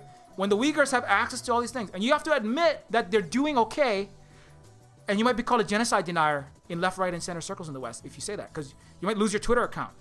You should just be honest. And so, because you have such good economic empowerment that the Uyghurs have their own recording studios, film studios, where they can do these amazing things and the free time to make music, to just be weird teenagers and skateboard and scrape their knees and listen to Smashing Pumpkins and then listen to Uli Tao right after that, right? Because they don't live completely separate. They understand the rest of the world. There's firewall, but then they can get around it. They know Chinese know more and the Uyghurs know more about America than America knows about them, by far. And you have to be able to admit that they are like an equal civilization and be honest about who they are and that they're not actually oppressed in that way, to even and that they are capable of liberating themselves, and you're not just a fucking white savior like Luke Skywalker and Paul Atreides in the desert, right? Urumqi, this beginning of the Silk Road in the desert out there in the eastern Xinjiang. You have to admit that you're not Paul Atreides and Luke Skywalker and you're going to save them to some Uyghurs. They saved themselves. And you're not helping, you're hurting them. You're not Paul Atreides, you're Palpatine, you know? You're a TIE fighter. You're a TIE fighter with Twitter characteristics, you know? You're a fucking stormtrooper with YouTube video, shitty YouTube video making characteristics and shitty white person stream characteristics. And you're useless. You're a waste of time, right? But that's hard. I know it's hard to admit. And you're scared. And even if you are scared to admit it, you know, I mean, at least if you're like, oh man, I don't want to talk about Xinjiang because I don't want to lose my job, my degree, be ostracized from my leftist group, my center group, because I'm going to lose Patreon supporters and people are going to unsub because I'm a coward and I'm a leftist that can't make YouTube videos that are honest about Xinjiang and stop nuclear devastating war, right? Because I'm a coward. At least if you can admit to yourself that you're a coward, then like you're making progress.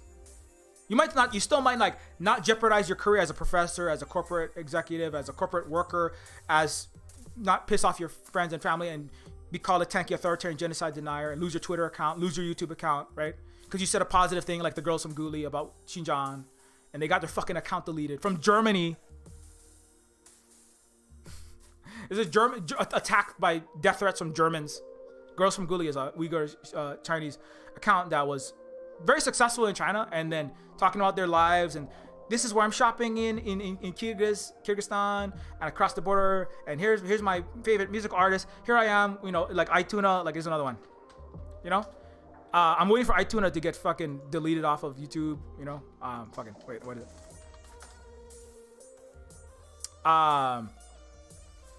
Yeah, Uyghur vlogger. Is this one? Shit. God damn it.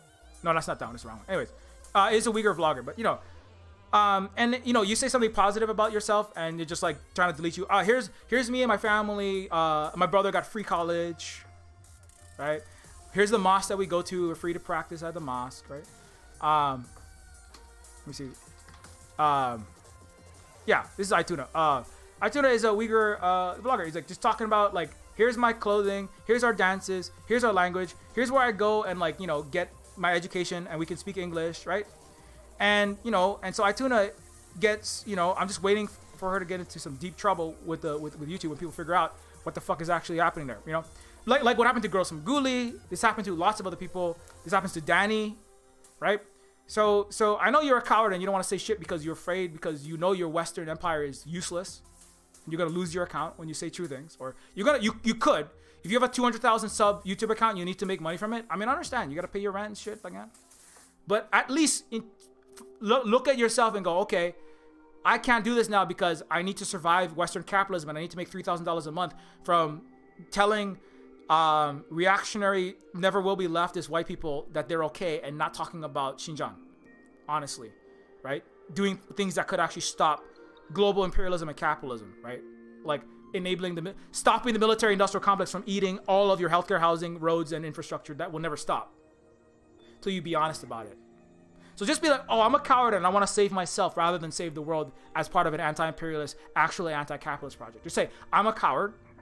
I need to save me, and I'm gonna leave it up to the Chinese and the Hawaiians, Benny Haifong, No Cold War, Vijay Prashad, the former coolies of colonized India. I'm gonna leave it up to the global South and the global East and a handful of indigenous allies to save my ass, as I continue to be a coward and lie about China and not speak up about and be honest about land back and indigenous people, because I need to make money to pay my rent in Michigan or Florida, or wherever the fuck you are. But at least if you can be honest and be like, I kind of suck. That's a start. I mean, ideally, you would do something useful for the global actual left and turn against your empire and lose some subs and educate your actual YouTube followers, your Twitch followers, your Twitter followers, your Instagram, your TikTok, or whatever you have followers, right? Ideally, you would lose a little bit of money and live 50 times better than a person from Niger who you continue to benefit from, instead of 100 times better than lose a little subs and a little Patreon and be honest and educate people and be part of the actual left, rather than save yourself and do nothing, or actively harm 2% of US population that reducing 25% of the fucking climate change emissions, while getting murdered and being disappeared with missing and murdered indigenous women and children and two-spirit and non-binary people, right? Putting their lives on the front fucking line for you, with the Black Lives Matter putting their lives on the front line for you, with, you know, going into prison, getting fucking killed, getting their fucking necks knelt on for you, while you do nothing because you're a coward and you're not revolutionary and you're not a leftist. But if you can at least go, I'm just saving myself and I'm a coward and I'm a wannabe living at a boomer middle class Thunderbird house, a car, and some healthcare like my daddy, white man lifestyle, and I just want that. And if Bernie can give it to me, or some future Bernie, I'll vote for that rather than actually be revolutionary. If you can at least admit to yourself that you're a coward and a failure, that's a start. But until you can do that, you're gonna sit around and you're gonna waste my time and just irritate me. I'm not gonna change your mind, but you're gonna just fucking frustrate me, and the Chinese as well. And then I'll have to come out and debunk your bullshit and fucking say true things. So, anyways, there was a panel today, by the way, just to give a shout out to Danny again. There was just a panel today. I believe it was, let me go look. Danny Haifong. Please support Danny. Danny is actual, not just only Danny, there's Danny Haifong, there's Gidemden people, the indigenous people all of Turtle Island that are actually doing revolutionary work so you can have a fucking planet to live on while you sit around and do nothing for the Patriot left, right? So support these people who are doing actual motherfucking work, please. Stop pissing me off. Yeah, it's 1:30. Anyway, support Danny. And today there was an important panel. What the fuck is it? This one here. It was a panel specifically on the opposing the propaganda war on China. And it was here. It's at socialistchina.org. And yeah, here it is. The propaganda war against China. I think it was not No Cold War. It was another group. So anyway. So anyone involved in this, so Jingjing Li is an actual journalist. They don't really have them in the US. Ben Norton is an actual journalist from the Gray Zone. Constantly gets their fucking account and things they tweet. These materials were obtained through hacking. Plans for the Death Star. No. Ben Norton and the Gray Zone, they constantly they get attacked by the Empire. That's how you know that you're fucking doing anything. Your people get missing and murdered. That's how you know you're doing something, right? These clowns sitting around having podcasts with a bunch of white people talking about indigenous issues with no education on indigenous issues are doing nothing. Daniel Dumbro, somebody saying true things and, gets fucking removed from the internet often. Things that Daniel says get him in deep shit. Daniel's in China, so it makes it a little bit.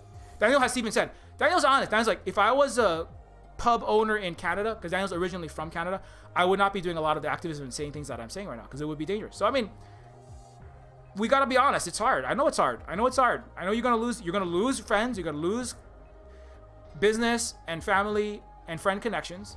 You could lose your job. You could lose your pub. People are gonna call you genocide, denier, tanky, authoritarian, this and that. You could lose your Twitter account. You could lose everything. I mean, I know it sucks. It sucks. Daniel is saying, yeah, this is very dangerous.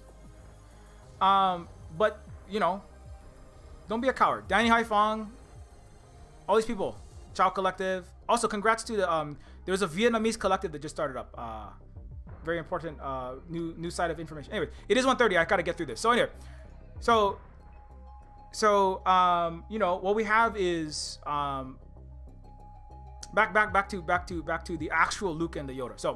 So President Xi Jinping commemorated the exploits of revolutionary pioneers like Dr. Sun Yat-sen this week at a meeting to mark the 110th anniversary of the 1911 revolution in Beijing on Saturday.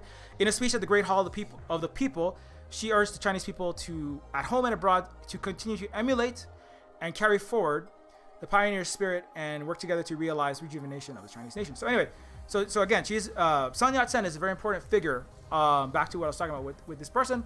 Sun used the sovereign nation of Hawaii as a model for technological advancement, for a technologically advanced, politically independent, anti-imperialist, socialist China. That's not me saying this.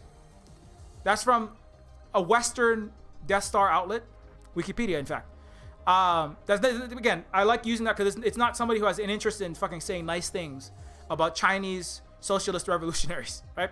Sun Yat-sen spent years in Hawaii as a student in the late 1870s and early 1880s, was highly impressed with the economic development that he saw there. He used the independent kingdom of Hawaii as a model to develop his vision of technologically modern, politically independent, and actively anti-imperialist China. Sun Yat-sen was an important pioneer of this development, proposing in the 1920s international institutions of the sort that appeared after World War II. When the West said, oh my God, we got to put a mask on our racism and colonialism. Oh, okay, we'll do that. And then didn't follow it. It's called a lot of UN resolutions that no America and the West never fucking follow. Sun Yat-sen focused on China with its vast potential and weak base of mostly local entrepreneurs. His key proposal was socialism. He proposed the state will take over large enterprises. We encouraged and protect. Anyway, so basically, he was one of the early advocates, but it's important, right? Why am I bringing this up? He modeled the socialist mode, which I argue, if anybody who understands anything about economics, you know, right? Means if you don't have a Western degree in economics, which means you probably understand more about economics than any fucking PhD in economics from the West, you understand that socialism actually produces, because you have a lack of parasitic capitalist exploitation and undoing of the mass production and technological advancement and prosperity to the benefit of the capitalists, right? You understand that socialism is actually much more rapidly productive and advances much more quickly. I would argue the proof of Hawaii's actual, like, de facto socialism is how quickly it advanced, similar to Bolivia circa, the 21st century, similar to China in the last century, right? Going from one of the poorest to now one of the most enriched and widely wealth distributed and very technologically advanced countries. Similar to Vietnam, went from, again, one of the poorest, bombed to the Stone Age, to highly advanced, right? I would argue the evidence of socialism, the evidence is in the cake that they baked, right? Which is the successes, right? If you call yourself socialist, but you have very little advancement and an increasing oligarchy, right, at the top, that's evidence of how not socialist you were. That's how, it's always on a spectrum, because you never have perfect. It's not a perfect. It's always it's fighting of internal, primary contradictions and secondary contradictions all at the same time in this dialectical, ever-changing state, right? You're doing better, and sometimes you got a more left-wing group, and within the socialist government of China, there are left, there are center, there are more liberals that want to have bigger and less. They want to have less reining in of the Chinese Wall Street. They want to have less Evergrande private equity firm demolitions to stop 0809 House of Cards collapses like America had. China is very smart. That's how China is on the path. It's like, not perfectly, but they're like, have the capacity to continue to go on the path of socialism because they can stop the failures that the West continues to crash into, which is neoliberal hyperfinancialization, entrenched class of oligarchs, military-industrial complex, wasting all your money on guns and bombs when you should be taking care of the needs of the population. All these kind of stuff, right? China's like, we're not going to do that. We're not going to do that. We're not going to have a military-industrial complex. They don't have one. They have one military base that was ordered by the UN to stop piracy, not to invade other countries. We're not going to have hyper-financialized finance sector, finance, insurance, real estate, as Michael Hudson would say, taking over and eating all of the productive forces in the economy, right? Which is what they're doing. 415 billionaires literally lost their head just in the past couple of weeks. Huge multi-billion-dollar, 90% of the wealth of one education conglomerate, like, literally lost his entire wealth. New York Stock Exchange and Chinese Stock Exchange all freaking out over all this lost wealth they could have made. George Soros flipping shit because he can't imperialize Asian countries like he has done historically, as well as fucking nosediving the British pound for his coffers, and being some kind of weird globalist conspiracy Alex Jones fucking video bait. I don't know what the fuck is going on with that. Anyway, so, well, I know why. It's because of anti-Semitism and bullshit in the West that is, anyway. So China's on that path. Vietnam's on that path. Not perfectly, but more on that. They have the capacity to continue to move in that direction. America not moving the wrong direction. Worse inequality than ever, right? Worst military industrial complex than ever. Northrop Grumman, Raytheon, 900,000% increases in their stock portfolio. Still fighting useless wars, threatening to nuke all life on Earth. Right? That's called failure. It's called capitalist plutocracy from the commanding heights. That's called Western imperial continued barbarism. Right? Not to say there's no leftists in America that are trying to do things. Most of them are non-white, but and there's allies. But you don't successfully have a commanding control, or even like a tacit multipolar control. There's no real successful communist anything in the West, in the U.S. In the U.S. in particular. Arguably, Europe, you have some powers that have left energy, that are like have some amount of power, but obviously not enough. But the U.S. absolutely not. Anyways, so Sun Yat-sen was an important pioneer of this, right? And Hawaii was a model. So again, the point I'm making here is that the evidence of the socialism, the evidence of these things, and also not just the socialism, but of the racial equality, right? And Chinese will view other Chinese politically and equality with other nations. The West has never said anything about equality of nations, and they have never treated African or Asian or Central South American peoples as equals. But Sun Yat-sen recognized, because this is what Hawaiians push for, inside of Hawaii, they treated Chinese with equal respect as people and treated other nations with equal respect, right? And China, I would argue, before the century of humiliation, also did this, right? And Sun Yat-sen recognized we have to follow this model that Hawaii proposes and liberate China from this humiliation and this narco trafficking and being roofied and under the gun with collaborationist leaders in our own country, and the warlords invading from the north, and they were falling into ruin further and further. We have to undo this. We're heading towards what the U.S. produced in Afghanistan, right? Today, which is what the U.S. wants to do. It wants to de-develop, undo whatever development China had, de-develop, pillage, drive into the Stone Age, with warlord. U.S. has fucking violent warlord, U.S.-backed warlords and extremists in Afghanistan. It puts them into ISIS. It pushes them into Syria.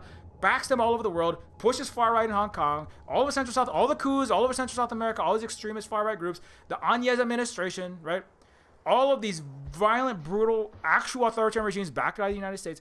And Sun Yat-sen could see this is what America and the West were pushing, and they wanted to drive China and further and further and further and further and further down until they were so destroyed that the West could just run ramshackle, steal all the resources, take as many Chinese workers as they wanted, and bring them wherever they wanted to. Dual pineapple plantations for exploitation in illegally occupied Hawaii and Lanai, or to bring them to build railroads for America's California and West Coast, and then the white people lynched them all after Chinese built their infrastructure and built the railroads. Like Canada, anti-Asian racism, set a rule to basically ban Asian-style buildings.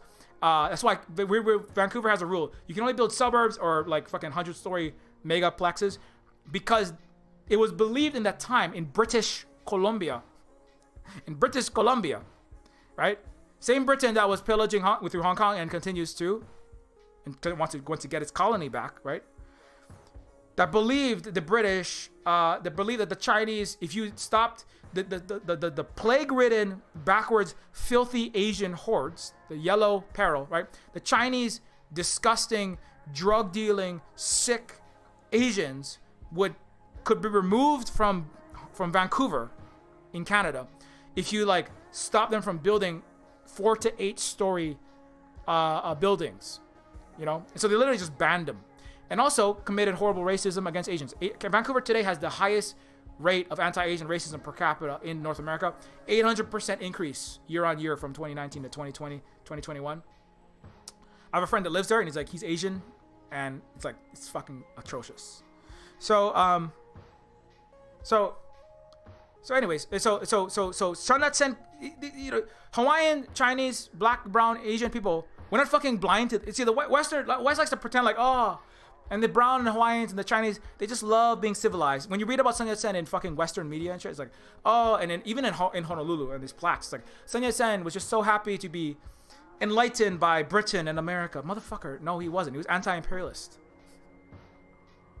Anyways. He's like, fuck your racist ass empires that are colonizing and bloodletting and stealing and roofing and opium and narco trafficking into my people's homeland, fucker. You know? But Honolulu likes to have all these statues of him and go, oh, he just loved his Western education. It was a Hawaiian education. The West would not let Chinese people get educated. Anyways. So this is Sun Yat-sen in his family in Hawaii, in Maui. Where, again, they had a moderate prosperity. On Maui, right? And again, this picture, remember, Hawaiian and Chinese regularly intermarried. So Sun Yat-sen would also see this. Hawaiian and Chinese coexisting, not with hooeying together in worker cooperatives. Hui were basically co-ops, as Adam Calve, a Hawaiian Filipino historian, you should follow. Adam's Twitter account's gone, but Adam's still on Instagram, so I recommend following at ADAMKEAWE if you want to learn more about this. Hui were basically worker cooperatives. Chinese also specifically married into Hawaiian families, hence names like Akana, Akau, etc. Part of it was, they were brought over as coolies for Mr. Dole and Mr. Thurston, right? As coolies, as plantation, and they were abused like the Thai workers at Maui Pineapple who were thrown against walls and held behind barbed wire for white capitalist Maui plantation owners in the 2010s, as they were in that time, right? Remember, they're not saying who owns Maui Pineapple, but you know who the fuck it is, right? It's not, but the Hawaiian, so the Chinese said, I don't want to work for your abusive white capitalist banks with your white capitalist plantation slave business. I don't want to be a coolie. Right? Living in a tenement, picking your pineapple for a bowl of rice a day, right? And dreams of freedom and prosperity that America never gonna give you. Asians will never be considered human in the United States. So somebody said that, like, maybe we need to stop looking at the term Asian American as an identity to explore, but rather as what the needs of the Western empires and the U.S. empire in particular at any particular moment in time. That's true. Asians are not considered human. You will never be considered a human. If you're an Asian, just be an Asian. Don't be an Asian American. Because America, you're like a little token minority that you're always going to be paid less in tech. You're always going to be subject to a Chinaman's chance murder at whim of white people. That includes in 2021, in January when you were killed in restaurants. And I'm Asian as well. So Asians will never be humans in the West. Period. You have a token Margaret Cho. You have a little Shang-Chi here and there. You have a little superhero to pretend like, but you'll never be humans to the West. Maybe one day when whiteness isn't around anymore because there's an actual like anti-imperialist, decolonized place that is now a federation of indigenous nations or something, but not in the United States. The patriot left will never accept you as a human. Later today, I'm gonna go over some choice words that Marx and his bosses and his friends had to say about the Chinese, as well as what they continue to say about. But Hawaiians recognized the humanity of Asians as relatives who shared language, in fact, despite the separation of thousands of years. And we recognize that people who look differently and speak very different languages should not be treated as subhuman. So, which is, I argue, why there's still no left in the West and they're all imperialists, right? Because race is, as they said in the New York Union Club, right? The club of the Astors, the Poors, the Delanos, the Roosevelts, the Eisenhowers, and the Clintons and the Gates, and every ruling class of the West of the United States has ever said. The greatest dividing line is not between class, but that of race. And that was the consensus, and that was followed, and it is followed, you know. And that continues to be the greatest divide. It's the global north and global north and the west and the east and the south continues to be the dividing line.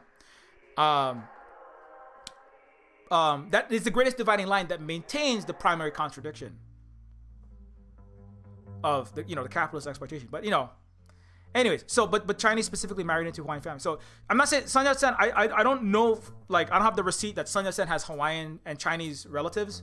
I know the Sun Yat-sen organization in Hawaii still exists, and they have they're relatives of Sun Yat-sen here as well. Still here. The East-West Center, I believe, has in the University of Hawaii, is a place of East and West, of Asian and Western cross-pollination that is not successful enough, obviously. I would argue mostly because one side doesn't want to listen to the other one. But, you know, we try our best. You know, so the Hawaii is a place of exchange between East and West. It is an important place. But it's hard when when the West is fucking illegally occupying you and banning your language and culture. It's really hard. You know, it's hard to have that cooperation when one side just wants to fucking fight and colonize. So anyways, and so this is one. Okay, yeah, it's almost 2. So a little more, but so this is a Chinese person. I'm gonna go. Actually, I should just go over this. I'll go over this thread in a little bit. So this is a personal story of the impact of anti-Asian racism, white supremacist, imperialist violence in Hawaii against Pacific Islanders and our Asian relatives, resulting from the U.S.-backed overthrow of sovereign Hawaii. So again, the sovereign Hawaiian country, which the most successful socialist country on the earth, modeled its socialist, anti-imperialist country on. Right. So this is from Noelani Goodyear Kaopua, who is a Hawaiian and Chinese. Kumuhina, fun fact. You know who Kumuhina? I keep talking about the greatest decolonial mahu, which is a third gender in Hawaii, indigenous resistor of Western Empire, like pioneer of a lot of pushing a lot of the first onslaught against the TMT, this project that you're seeing in the slideshow often. Kumuhina is Hawaiian and Chinese as well, and Kumuhina's ancestors is one of these Hawaiian and Chinese intermarriages. Right? That didn't, and Kumuhina, there's a very important word. Kumuhina talks about this as if you know Hawaiian indigenous Hawaiian culture and history, you know, because we can tell you about his history of like not seeing race the way that the West saw it. Right? We saw people and the language, and you're different, but you are also human and you are equal. And we understand things differently, but we are equal. And this is part of why Hawaiians and Chinese, Japanese, and African even would intermarry. And there was no stigma of people who were, you didn't become half a human being because you were mulatto, because you were half black or half Chinese. You didn't have your blood polluted, which is what the entire Western world believed and still believes. That's why blood quantum is a thing, right?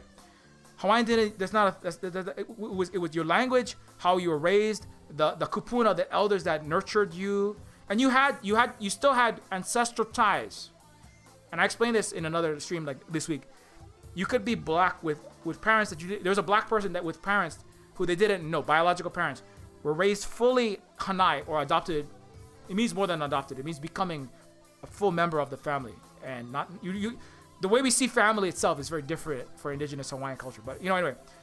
And so those people that raised you, you're not separate from your ancestry, but those people that raised you is very important to make you who you are. So you could be fully black and still be considered Hawaiian. Kumuhina makes a very important this point in a recent queer indigeneity panel that happened last week, and it explains a lot of what I'm talking about here. And this is deep in Hawaiian culture. It's not just like, oh, we discovered we should not be racist. No, this is like deeply embedded in multi-thousand-year-old Austronesian and Asian culture, I would argue. So anyways, she was a Hawaiian national who lived her entire life in Hawaii and who spoke Hawaiian and Cantonese. When Ayuk Nan was 4 years old, a white supremacist oligarchy disenfranchised all Asians in Hawaii, forcing the Bayonet Constitution on King Kalakaua. A year later, she started a school in Hilo and loved it, but the conditions of life under the oligarchy demanded differently. Her parents couldn't earn enough to survive. Ayuk Nan began... Oh, I'm sorry. I don't have it on the screen. Oops.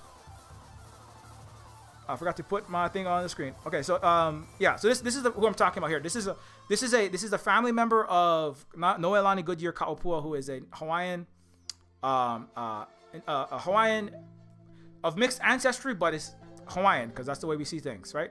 Anyuk, but has a Chinese and had ancestors that intermarried from Chinese into Hawaiian families. Anyway, she was a Hawaiian national, lived her entire life in Hawaii. Again, this is the actual certificate of Hawaiian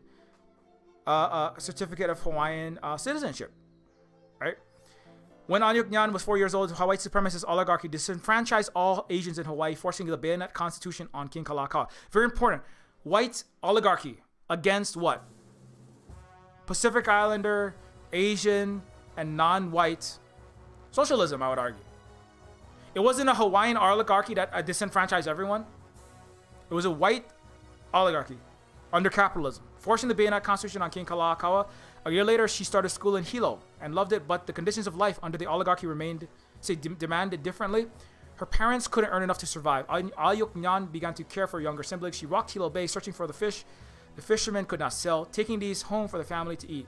She collected washed bottles in return for a few pennies. In sovereign Hawaii, nobody went hungry. There was basically no homelessness. This was unacceptable to have people begging and starving, looking around for random fish and collecting bottles for pennies. This is white capitalism that viewed Asian and Hawaiians as subhumans under racialized capitalism. And that's very important. This is a very important difference, right? This thing of there's poor people and homeless people everywhere in the world. No. You don't understand. You live in a capitalist white supremacist empire, and that's why you have disproportionately non-white people in America, Canada, Australia, Europe, Britain, homeless, not with accessible, dignified healthcare, housing, and the basic needs, right? Because you suck, basically. And so Hawaii has started to suck after white supremacist capitalists with U.S. imperial backing undid the socialist Hawaiian country, which Sun Yat-sen based what future China would become on. Anyways, her parents couldn't earn enough to survive. 1898, the U.S. illegally seized Hawaii. The same empire that overthrew Queen Liliuokalani also dehumanized Anyuk Nyan and other Chinese Hawaiian nationals like her. See, the year before my taipo was born, the U.S. government passed the Chinese Exclusion Act. This act prohibited Chinese laborers from entering the U.S. for 10 years, denied citizenship to Chinese immigrants that are already in that country. The arguments for Chinese exclusion in the U.S. had everything to do with an imagined white purity of America. Under Kanaka-led government, Anyuk Nyan had been recognized as a Hawaiian-born kingdom subject. After the U.S. seized Hawaii, they imposed their laws upon us. In 1902, the U.S. prohibition of Chinese people was expanded to cover Hawaii and the Philippines. In 1908, Anyuk Nyan was living in Ku'au with her husband and her first of 4 children. The U.S. began issuing green certificates to those Chinese that deemed legal to be in Hawaii. Anyuk Nyan had to apply for and carry this paper to stay in the only home that she had ever known. So again, bureaucracy, tracking, and over-policing of non-white peoples, all the things that Hawaii didn't do to people, and the Chinese don't do to people, despite what America says about the Uyghurs and even white serpent clowns who talk about being so oppressed at the border. But then let go through customs. Oh, they're hunting me down, but why did they let you through the fucking airport with your passport? Anyway, so certificate of identity, Department of Labor and Commerce, so it went from full citizen to tracked, basically not really fully human Asian person who can collect Coke bottles and sell them for pennies to eat tonight, right? As opposed to what? As opposed to a moderate prosperity for people like Sun Yat-sen's family, right? Who had a moderate prosperity on Maui. And now what were the Chinese and Asian families doing? Begging. 2 years later, she moved to Kalihi after she and my great-grandfather experienced racist attacks on the small restaurant that they tried to establish in Hilo. She lived the rest of her life in a plantation home and school at Leilani Street, where my popo, my mom, and I were raised. I am the descendant also, in fact, of mixed family that was originally from Hilo, and due to racist... Read that one more time. She moved to Kalihi after great-grandfather experienced racist, anti-Asian, and anti-Hawaiian attacks on a small restaurant they tried to establish.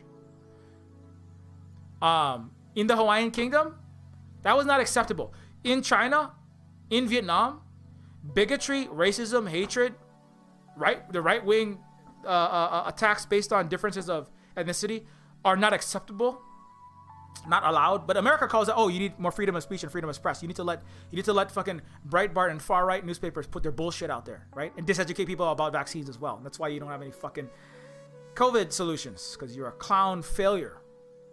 Because you let disinformation and racism into all of your right-wing, Rubio, Canadian and American and Trump supporter disinformation hellscape, so-called politics, right? So anyways, but Hawaiians did not allow that kind of behavior to persist because we see other people as full equal human beings. America doesn't see people as, the government and the people of America, and the government, the business, and the people of America are united in their hatred of everyone darker than a cinnamon chai dolce latte or whatever happens to be beneficial to the white people. And that's how they've always existed.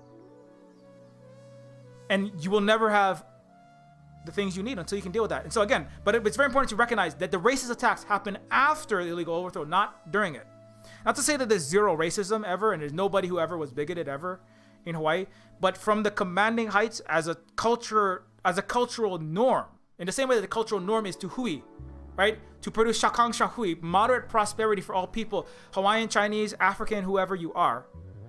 The economic value of the hui, of aloha aina kuleana pono, the inter-ethnic and intercultural value of aloha, respect for all people and cultures no matter who they are, where they're from, is also resonant in the people and in the government of Hawaii, not in the white supremacist capitalist oligarchy that overthrew Hawaii.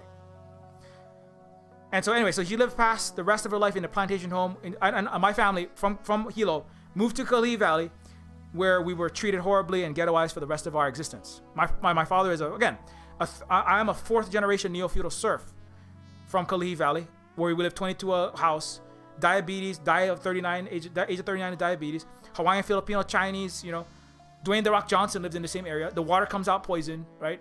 Statistically, you literally, people, the homeless rate's one of the highest in Hawaii, which is one of the highest in the United States. Literally lead, copper, and zinc come out of the broken water pipes. Industrialized zone, ghettoized as fuck. This is the area that Neofeud's about. All the homeless people on the side of the street, right? That's where my Hawaiian and Asian family live. That's where I'm from, Kalihi Valley, Kalihi Palama, where the same Chinese, formerly Hawaiian and Chinese moderately prosperous family were forced to move to in the ghetto of Chinatown is the ghetto to survive white supremacist capitalism. Remember that. That's what Chinatown is. To cook and clean and try not to get murdered by white people.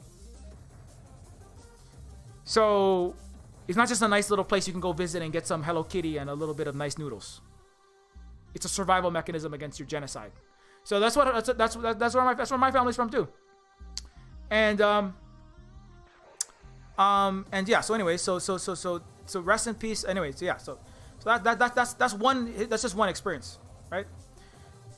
A lot of I'm sure there are San Yat-sen relatives that are living, are from and have lived in the ghettos of Hawaii, and have been subject to murder by white armed racists at any time, right? So anyway, to finish, I know it's 2:00. We gotta get out of here. So, but yeah, so where the fuck is my goddamn thread? Yeah, back. Okay, so left out of these plaques about Sun Yat-sen, right? Next to the statue is Sun's quote, "This is my Hawaii where I was." This is in Nuuanu, by the way. Oh, sorry, downtown Honolulu, Bethel and Hotel Street. A memorial to Sun Yat-sen. Next to the statue is a quote, "This is my Hawaii. Here I was brought up and educated." It was, fun fact, I was at the Occupy Honolulu. We actually renamed it De-Occupy Honolulu because Hawaii is illegally occupied by the United States military industrial complex through UN admitted illegal military occupation and fraudulent annexation. And Hawaii, under the United Nations rules-based order, the U.S. should withdraw its military and follow the laws of the sovereign Hawaiian country. But the U.S. doesn't have any laws. It's a barbarian shitscape. So anyways, this statue is at that place where the first Occupy movement Hawaii branch happened. We were down there. I wrote like songs. I wrote like anti-capitalist, anti-imperialist songs and played them like in a banker outfit with blood all over I was doing like performance art and shit over here. We had a 5-week-old baby living next to a meth lab above a highway while I was working full time, and I'm pissed off as fuck. Like, what the fuck am I working full time, teaching and educating people for starvation wages, living in a fucking tiny little box with my child being accosted by meth heads.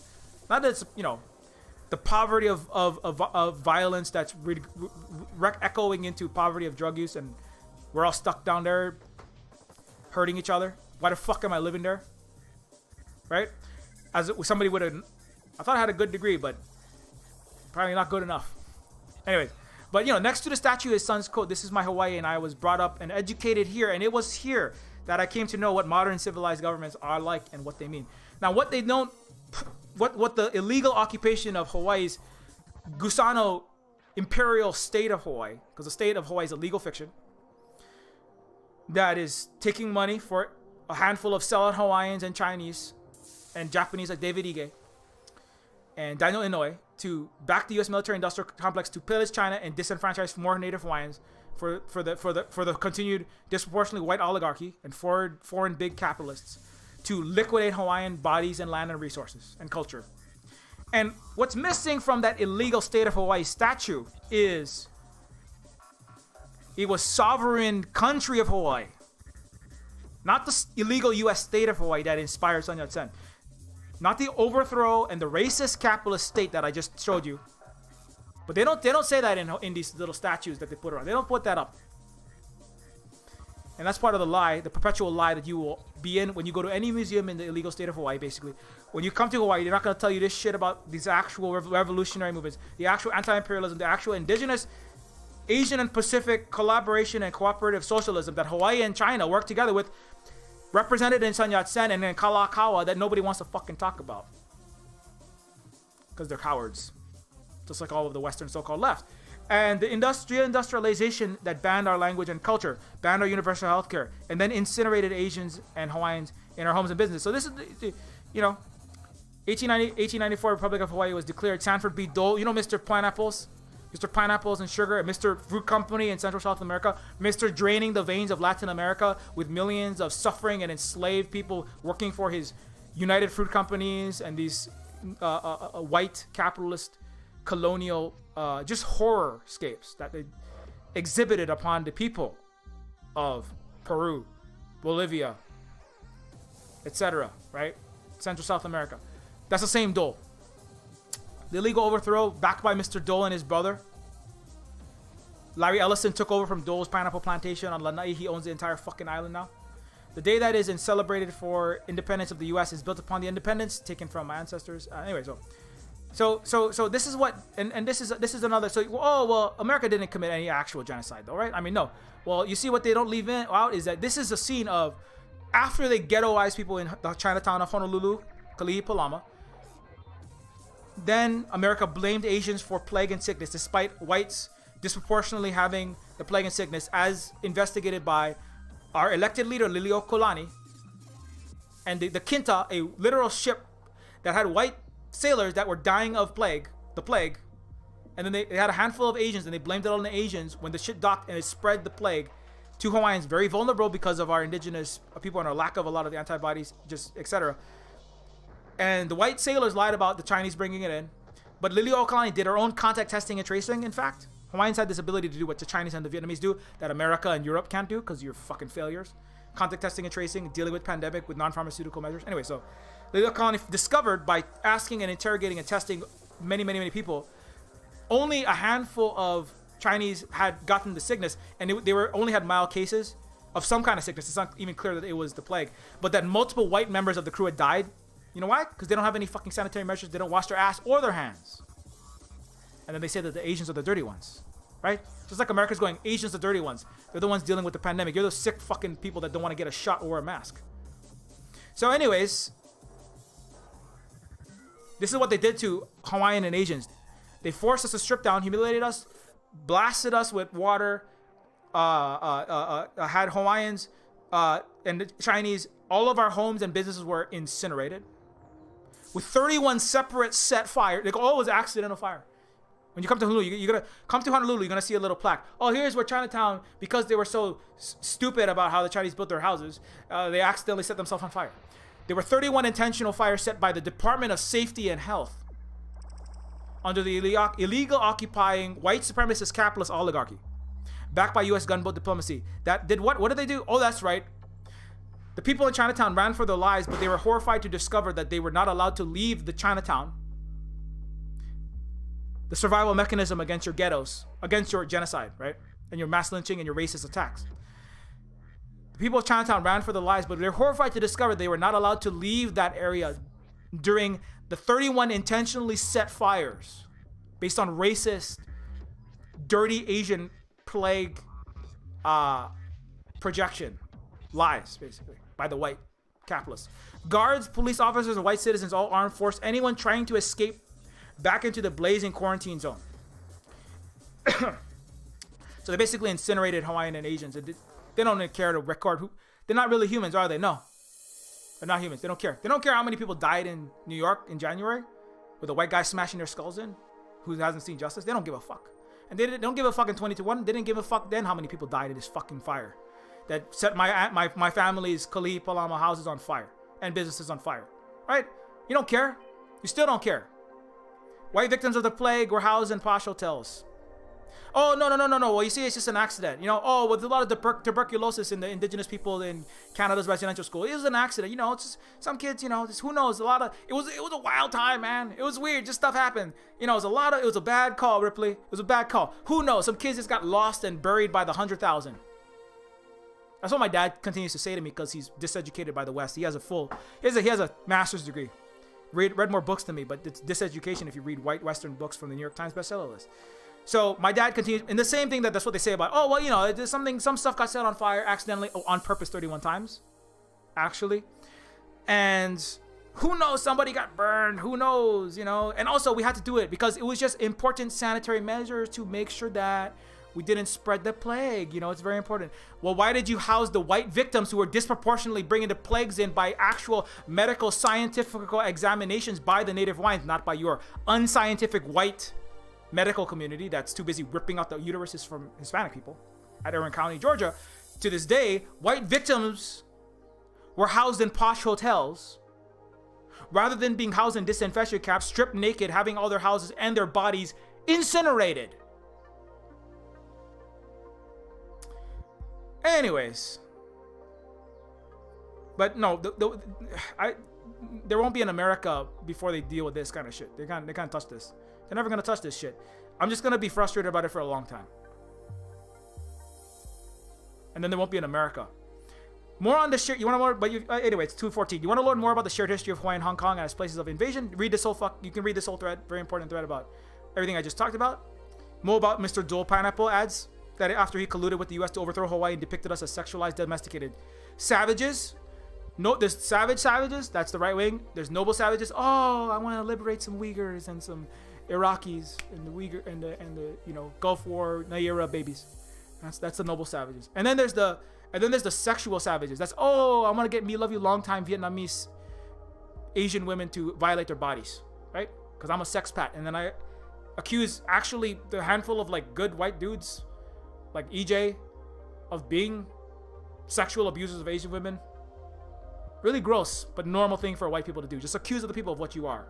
Really normal thing. Exotic. So this is your sexualized Hawaiian Isles Dole Pineapple ads. So selling Hawaiian vacations, sexualized Hawaiian women, and all your stolen Hawaiian land and ghettoization, right? Hollywood, Waikiki tourist propaganda and Hollywood movies about us are all fictional commodification because this is who we actually were.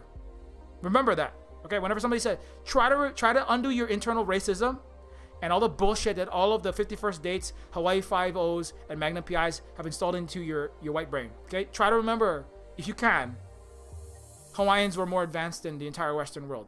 And then they destroyed it. And then they made these shitty ads for colonial genocidal Mr. Dole and United Fruit Company. Try to remember that. See if you can.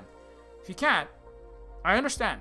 Because you're going to wake up tomorrow in a disinformation system. But try to remember that this is what Hawaii is, just a fucking ad spread made by madmen. Hawaii is as, happy, sexy little brown noble savages dancing in their huts and their green cellophane skirts and leis, and they're happy to see you. That's as true as cigarette smoking saves you from cancer, which is what the same madmen who are selling vacations to Hawaii were writing about, how cigarettes, 9 out of 10 doctors say, improves your chances of heart disease and lowers your risk of, diabetes and cancer. It's the same people. All lies. All bullshit. Try to remember that. Okay? Just give it a shot. Just give it a whirl. Hawaii is Westworld, except instead of saloon robots abused by rich white people for pleasure, we're real indigenous people who made to do bastardizations of sacred dances in cellophane hula skirts and entertain the rich tourists for starvation wages. It's 12 hours a day, 7 days a week. So remember, you ever seen Westworld? The original Westworld is very interesting because it's really about white fear of indigenous people, black people, and women demanding to be seen as human beings. And the answer is kill them all. What Future World is even worse. It has robots playing fictional Roman theme park where you can like stab other people, and you have like Dionysus like wine sipping with every woman robot replicant is hypersexualized, and you can fuck them and do all kind of things, and all the men can get killed by you over and over and over and get put back together and killed again the next day, shot by the Yul Brynner cowboy, and you shoot them and they can never shoot you always shoot them, right? So Westworld is a world in which subhumanized sentient machines are treated as objects to be abused, sexually, physically violated, enslaved for the pleasure of tourists to enjoy fake cowboy town, Roman town. And Hawaii is just a real Westworld, except there's an actual advanced civilized culture that's been humiliated and destroyed and turned into a little pineapple fake grass hula skirts dancing, crying into our fucking ramen at night when we come home, and are sick of being racially and sexually and economically abused all day long in these hotels, in these Polynesian cultural centers. And that's what Hawaii actually is. It's a real Westworld, so it's not theoretical. It's just white people what would happen if black and brown people rose up? They might put us in white people theme park and just like laugh at all of our bad turkey and like have us be in like a little cage doing shitty reactionary podcasts, selling ivermectin horse dewormers and sheep nail polish and like goat cough drops as solutions to COVID, and doing things like that we historically did for terrible wages in our little like a little zoo of white people zoo, where we like we play like little board game Risk military industrial complex, right? And make shitty podcasts in a little cage, right? And I don't know, like beat up on puppets of black and brown people and Asians, and the Asians and the black and the brown people go like, look at those white people doing whiteness in a cage to entertain us, called America Land, right? White America, Western world. And all the black and the brown and Asians can laugh at all the Western. That's not what we want to do. But that is what the West and whiteness projects into us. That's not what we want. Look at what we're doing. Look at what the Chinese and the Vietnamese are doing now. Are they kicking out all the white people? No. Are they kicking out EJ? No. Did the Hawaiians kick out all the white people? No. But they asked them, please cooperate and don't try to abuse people and steal their labor and treat them like subhumans. But the white people said, no, I want to do that. But the Hawaiians didn't say, okay, well, we're just going to kill you all. Or I don't know, the Chinese, they could have probably fought more, but it's also like, well, we don't want to end up getting lots of people killed because, I don't know, we have like any kind of ethical bones in our body, unlike the West. So anyways, tourism and the prostitution of culture. So I highly recommend reading this essay, How 90K Trash, about this specifically, American imperialism, the ideology that the United States has no overseas colonies and is in fact the champion of self-determination the world over, holds no greater sway than in the United States. To most Americans then, Hawaii is theirs to use, to take, above all, to fantasize long after the experience. 5 hours away by plane from California, Hawaii is 1,000 light years away in fantasy as an image of escape from the rawness and violence of daily American life. Hawaii is mostly a state of mind. Above all, Hawaii is she, the Western image of the native female in her magical allure. To Hawaiians, the daily life is neither soft nor kind. In fact, political, economic, and cultural reality for Hawaiians is hard, ugly, and cruel. That's what Neofeud's about. Destruction of our land and prostitution of our culture is planned and executed by multinational corporations, by huge landowners in collaboration with state and county governments. Ideological gloss claims tourism to be our economic savior, and the natural result of Hawaiian culture is manufactured by ad agencies, tour companies, like Mad Men, like I just said, tour companies in the state of Hawaii, like Mr. Joel's descendants, which allocates $60 million a year to tourism advertising budget. This is like a long time ago, 21 years ago. It's worse now. We're way worse now. All the while, the richest men on earth buy up luxury real estate in Hawaii, while most Hawaiians don't own a single acre of our U.S. illegally occupied home. Latest in American billionaire settler colonizers include Mark Zuckerberg, who forced us from his 1,200-acre ranch on Kauai. We also have Mr. Bezos, who bought Yeah, but oh, Jeff Bezos owns the land back. Motherfucker, this guy spent 3 times as much anti-land backing Hawaiians. This is like nothing. 12 million? What the fuck? No. Jeff Bezos reportedly bought a new house on Maui. Not reportedly, he bought a new house on Maui. What are you talking about? After spending weeks donating to local charities. This is all just airbrushing for the crime. He does, again, 1% crime, or in this case, 30% help, and then 70% crime. 30% help indigenous people, 70% commit fucking continued settler colonial displacement of indigenous people and driving up the price of our fucking housing, right? And him buying that one house. That's just a tiny little fraction of what he does to indigenous people. It's not even counting all of the other oppression inside of Hawaiians internally, with all of his other investments across the world in the U.S. military-industrial complex, $10 billion fucking contract with the U.S. Pentagon that Mr. Bezos has that continues to harm us in the military bases that I'm always talking about. So no, this is ridiculous and disingenuous for white people to talk about how Lambach is fucking corporate owned, some shit. Anyway, Facebook CEO's involvement in the family dispute for 4 small parcels of land worries. Anyway, so this is Mark Zuckerberg's relatives amongst hundreds of partial Hawaiian owners of 4 parcels of land on the island of Kauai, the legacy of a shared ancestor named Manuel Raposo. A neighboring landowner, North Shore Kalo LLC, was willing to pay the legal fees to clear up the title. But what this is the University of Hawaii professor, Mr. Andrade, took full ownership and he was literally a fence, basically a settler colonial puppet for who took a lot of money from Mark Zuckerberg personally to pretend to be a native Hawaiian Kalo, very green, very sustainable cooperative LLC, or little very friendly Hawaiian corporate company. And he's a fucking sellout to Mark Zuckerberg. Took boatloads of money from Mark Zuckerberg to pretend to be a local Hawaiian company to make it look nice in Hawaii. So it doesn't look like Facebook Corp buys up Hawaiian land, because that was embarrassing the last time, right? And got in trouble. Remember that? So this is what university professors at Hawaii do.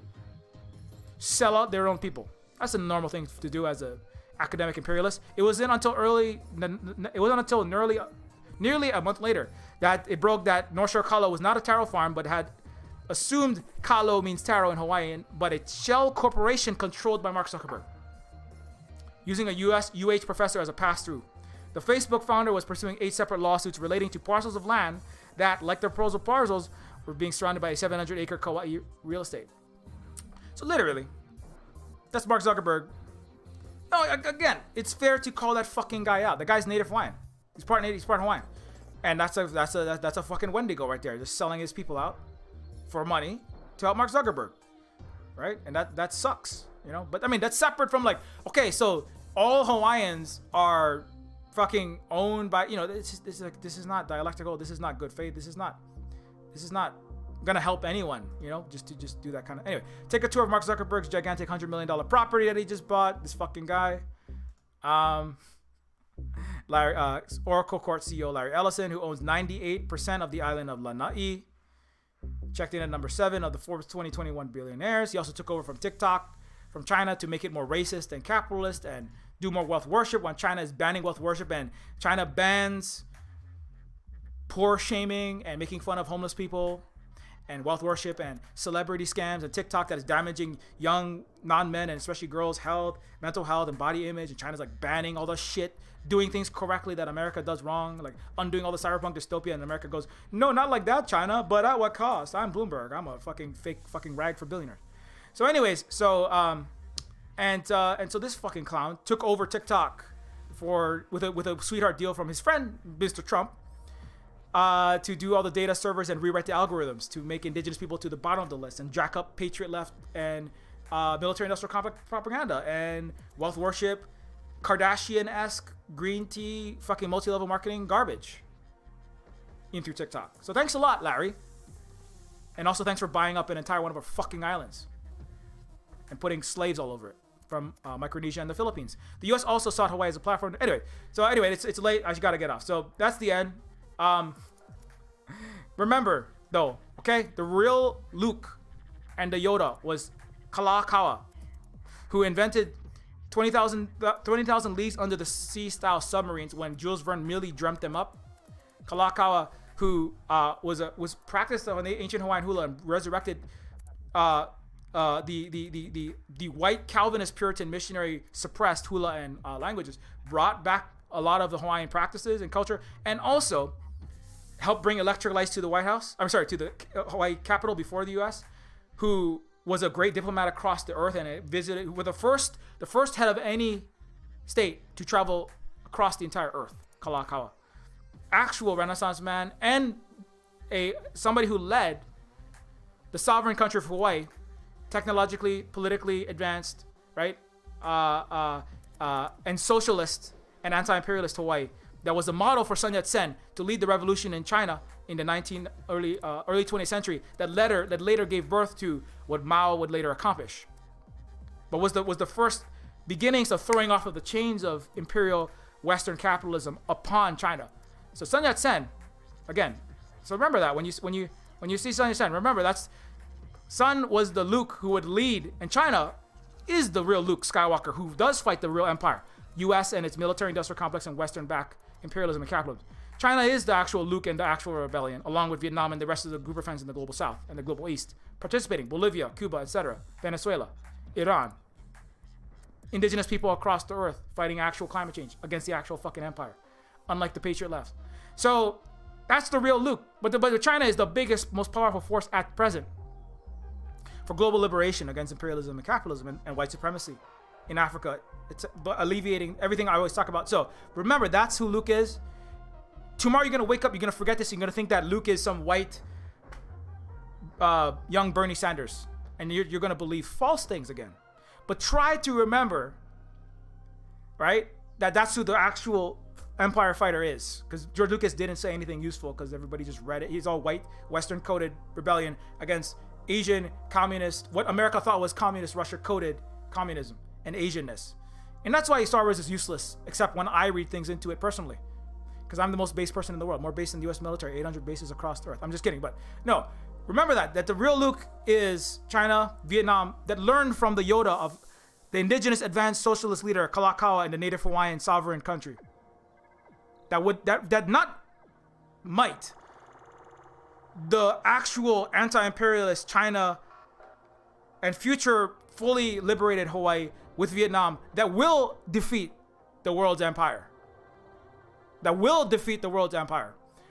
Not with military nuclear strikes, but with mutual cooperation, with education, and with removal of basic economic, without playing in the game of Go, American banks, businesses, and even the semiconductors that go into the Lockheed Martin missiles and the GM trucks and the Boeing planes that America can't make. And by outplaying the West in a minimally violent way, Hawaii's future Kalakaua-led advanced technologically, socially, political, socialist, indigenous, advanced civilization, and the Chinese indigenous, advanced Shakang Shahui socialist civilization with the Vietnamese and all the other indigenous advanced socialist civilizations will defeat the empire. And that's what I mean when I say the real Luke and Yoda are Kalakaua and Sun Yat-sen. And so I guess Mao is like Rey. Because the final empire is finally defeated. Well, maybe all of the Chinese people are Rey ultimately. They defeat the final empire in the episode 9. So anyways, Neofeud is a video game.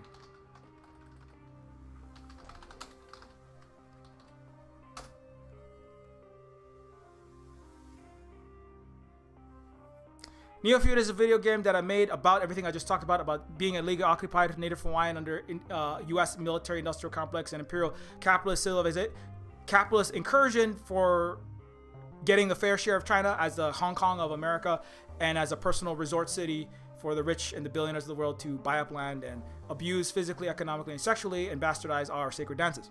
So that experience is encrypted into cyberpunk dystopian characteristics and made into a satirical cyberpunk game with hippie Terminators, $6 billion ball of robots, hot taking at cyborg social workers, with naive socialist princesses trying to work together to stop multi-planetary conglomerates, with levitating palaces at Versailles over 99% slum sprawl crossed with Brazilian favela wastelands.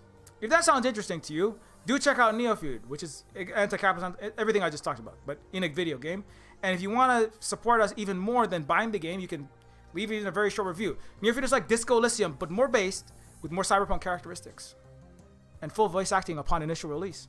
So Neofeud is also a game that if you can leave a very short review, it does help us to increase the likelihood that the game is seen by more people. So do check it out and consider giving a short review. If you didn't like it, I'm so sorry. I'll try to do better next time. Since I'm not living in a Mazda tribute eating full spoonfuls of peanut butter for dinner while making this fucking game, I should be able to do a little better on Neofeud too. But I'm trying to do the graphics a little bit better.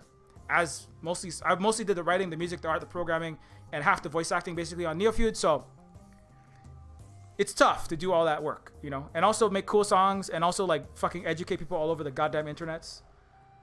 But you know, I try my best. Anyways, Neofeud is also available on itch.io for Windows, Mac, and Linux. It's a game that you can find DRM free. You can get it without having to install Steam if you don't use it. It's a game that you can also give us the highest revenue share to, because itch just has the higher revenue share than other ones. And also, you can become a Patreon supporter to support. How much is this education / entertainment? The edutainment. The rantertainment. I'm sorry, I don't do rants. I do highly passionate, jet engine decibel, high speed, high velocity education. I don't do rants.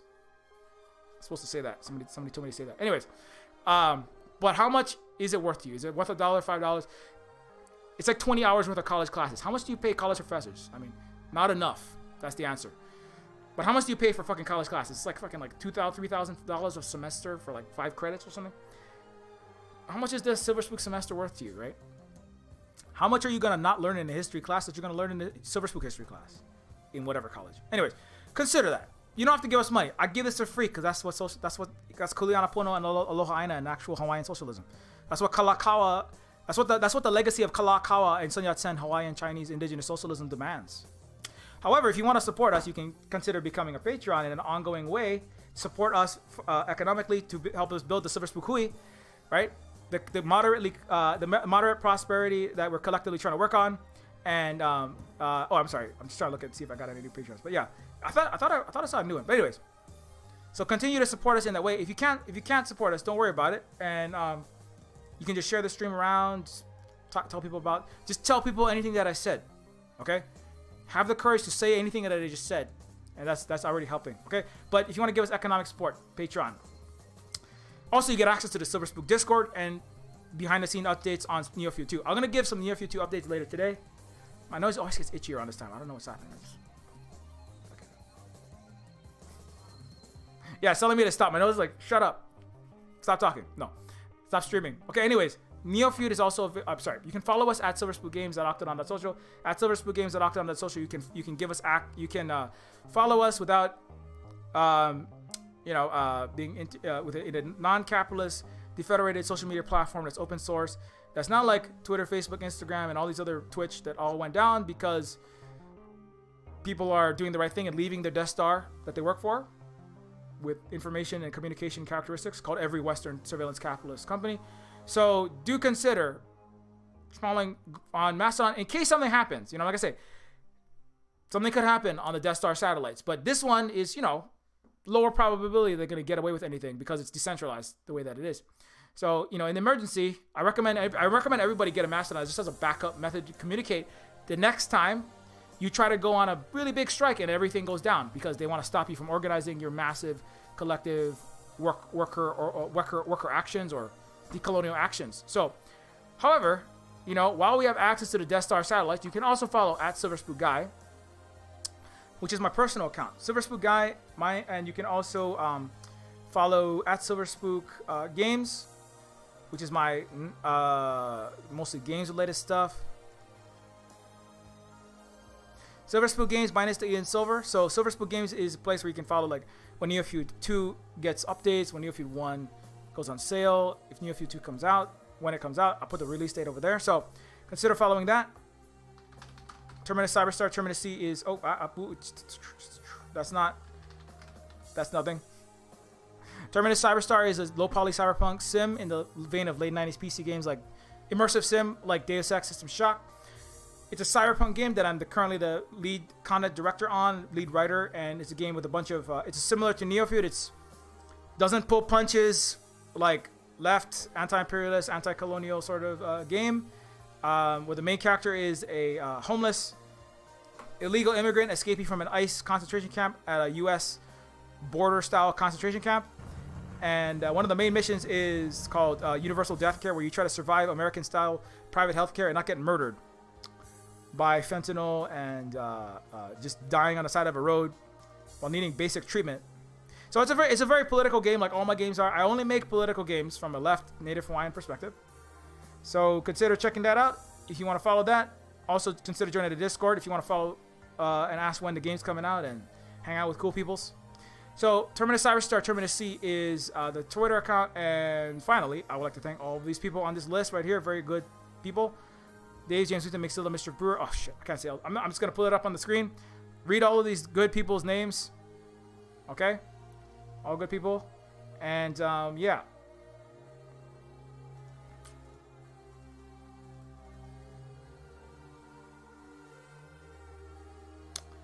And yeah, finally to clarify, I just want to say, we don't hate anybody because of their lower melanin count or the lack of, the level to which they glow in lights, black and sunlight.